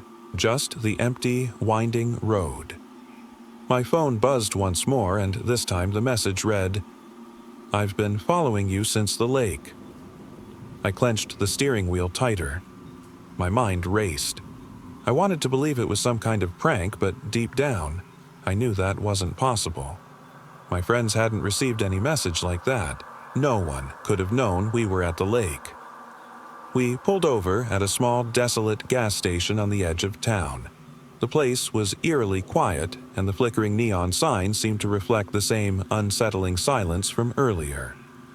I stepped out, trying to shake off the creeping paranoia, but the world outside felt off. As I filled the gas tank, I kept glancing back toward the car, waiting for something. Anything. A noise from behind made me whip around. Nothing. But I could swear someone was watching from the darkened edge of the forest. Their shadows stretched impossibly long under the gas station's weak lights. I hurried back to the car, my phone gripped tightly in my hand. As I slid into the driver's seat, my heart skipped a beat when the screen lit up again. "I'm still here." This time, the message came with a photo, one of the lake. But it wasn't the peaceful image we remembered. The water was dark, and in the distance, barely visible in the fading light, something moved, something tall and unnatural. The last message followed. "I'll be with you, always." I never looked back as I drove. I couldn't. It was a hot summer evening, and I had decided to take a walk through the neighborhood. The sun had set hours ago, leaving behind a deep, velvety darkness that seemed to stretch forever. The streets were empty, save for the occasional flicker of a porch light, casting long shadows down the sidewalks. I lived in an old, quiet, suburban neighborhood that had once been bustling, but now felt hollow and deserted. Most of the houses were dark, their windows blank and lifeless. As I walked, I noticed the silence. No chirping of crickets, no rustling leaves. It was unnaturally still. The only sounds were the faint echoes of my own footsteps against the cracked pavement. Halfway through my walk, I noticed something off about the house 2 doors down from mine. Its porch light was flickering, buzzing faintly, like it couldn't quite decide if it wanted to be on or off. The windows were dark, and there was a strange emptiness to the place, as if the house itself had been abandoned long ago. But the most unsettling part was the shape standing by the front door. A tall, thin figure cloaked in shadow. At first, I thought it was just the edge of a tree or a dark outline of the house, but then I saw it move. Slowly, deliberately. The figure didn't seem human. It wasn't walking like someone lost or wandering. It moved with purpose, as if it were waiting, watching for something. I stopped in my tracks, my breath catching in my throat. I couldn't look away, even though every part of me wanted to turn and run. I wanted to shout, to call out, but something held me frozen in place. The figure tilted its head, staring in my direction. I could barely make out its outline, but there was something deeply unsettling about it, the way it stood so still, yet seemed entirely aware of my presence. Slowly, it began to move towards me, taking long, measured steps. My heart pounded in my chest. I wanted to scream, to flee, but my legs refused to move. I was trapped, rooted to the spot. The figure was almost close enough to make out its features when suddenly, without warning, it stopped. It stood there, facing me, just a few yards away. The silence stretched so thick I could hear my own heartbeat echoing in my ears. Then, without any discernible reason, the figure spoke. Its voice was low, almost mechanical, like it had been recorded and played back. "You should not be here." The words sent a shiver down my spine. I opened my mouth to respond, but no sound came out. I tried to take a step backward, but my body wouldn't move. The figure began to step closer again, and I could feel my panic rising. It tilted its head again, tilting toward me as if it was studying something. Then, almost too quietly to hear, it whispered, "You should have left already." Suddenly, everything snapped back into focus. My legs moved on their own, and I bolted down the street, adrenaline coursing through me. I didn't look back, not once, until I was safely back home, slamming the door behind me. That night, I couldn't sleep. The figure's words haunted me. I don't know what it was or what it wanted, but I know one thing for sure. Whatever it wasn't human, and I pray I never see it again. I've always been a creature of habit. Every Friday night, I'd grab my camera and head to the old train tracks that cut through the woods. It wasn't a destination anyone talked about. It was just a place, quiet and desolate, where I could sit and lose myself in the sounds of the passing trains. That night was no different.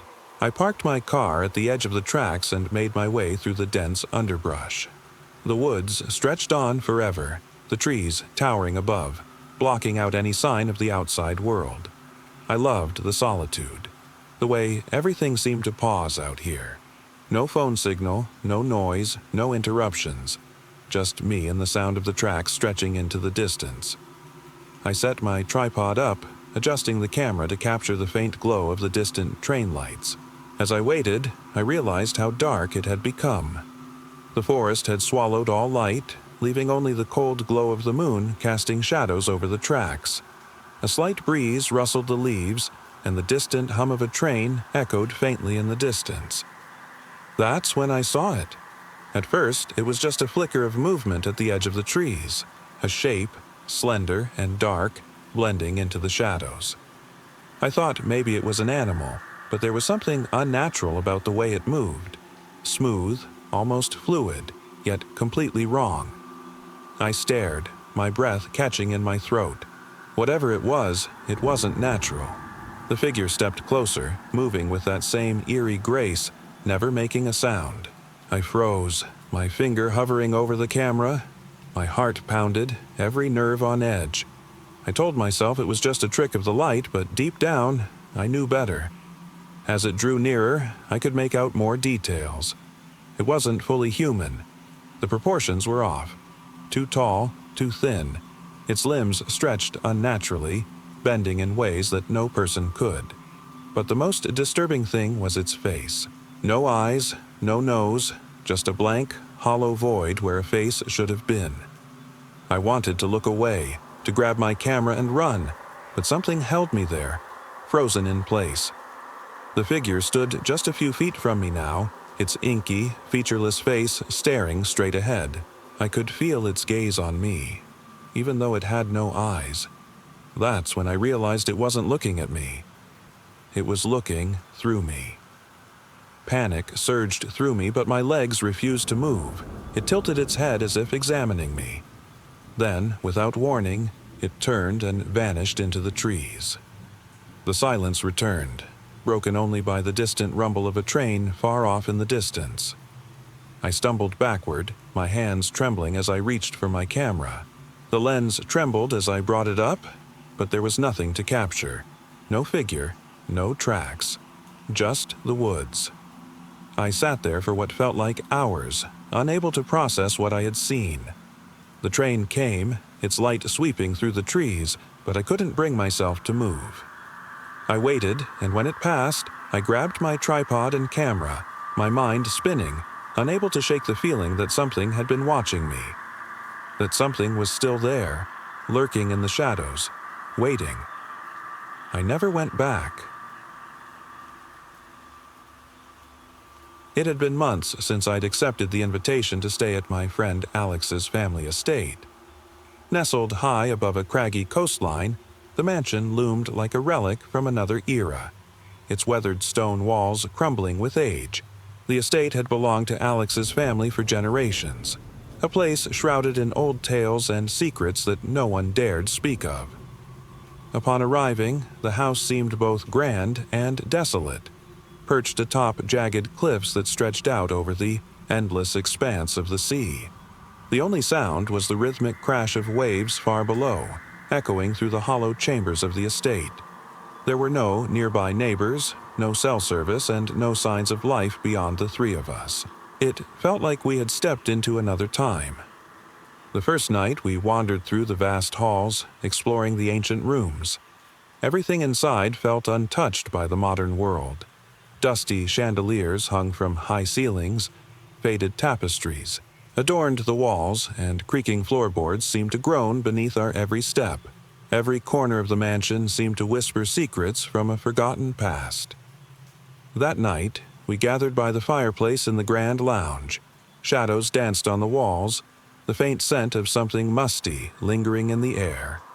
Alex, with his usual bravado, told us the stories he had heard as a child about this house, tales of the mysterious disappearances of servants, strange voices echoing from the empty rooms, and doors that would close on their own in the dead of night.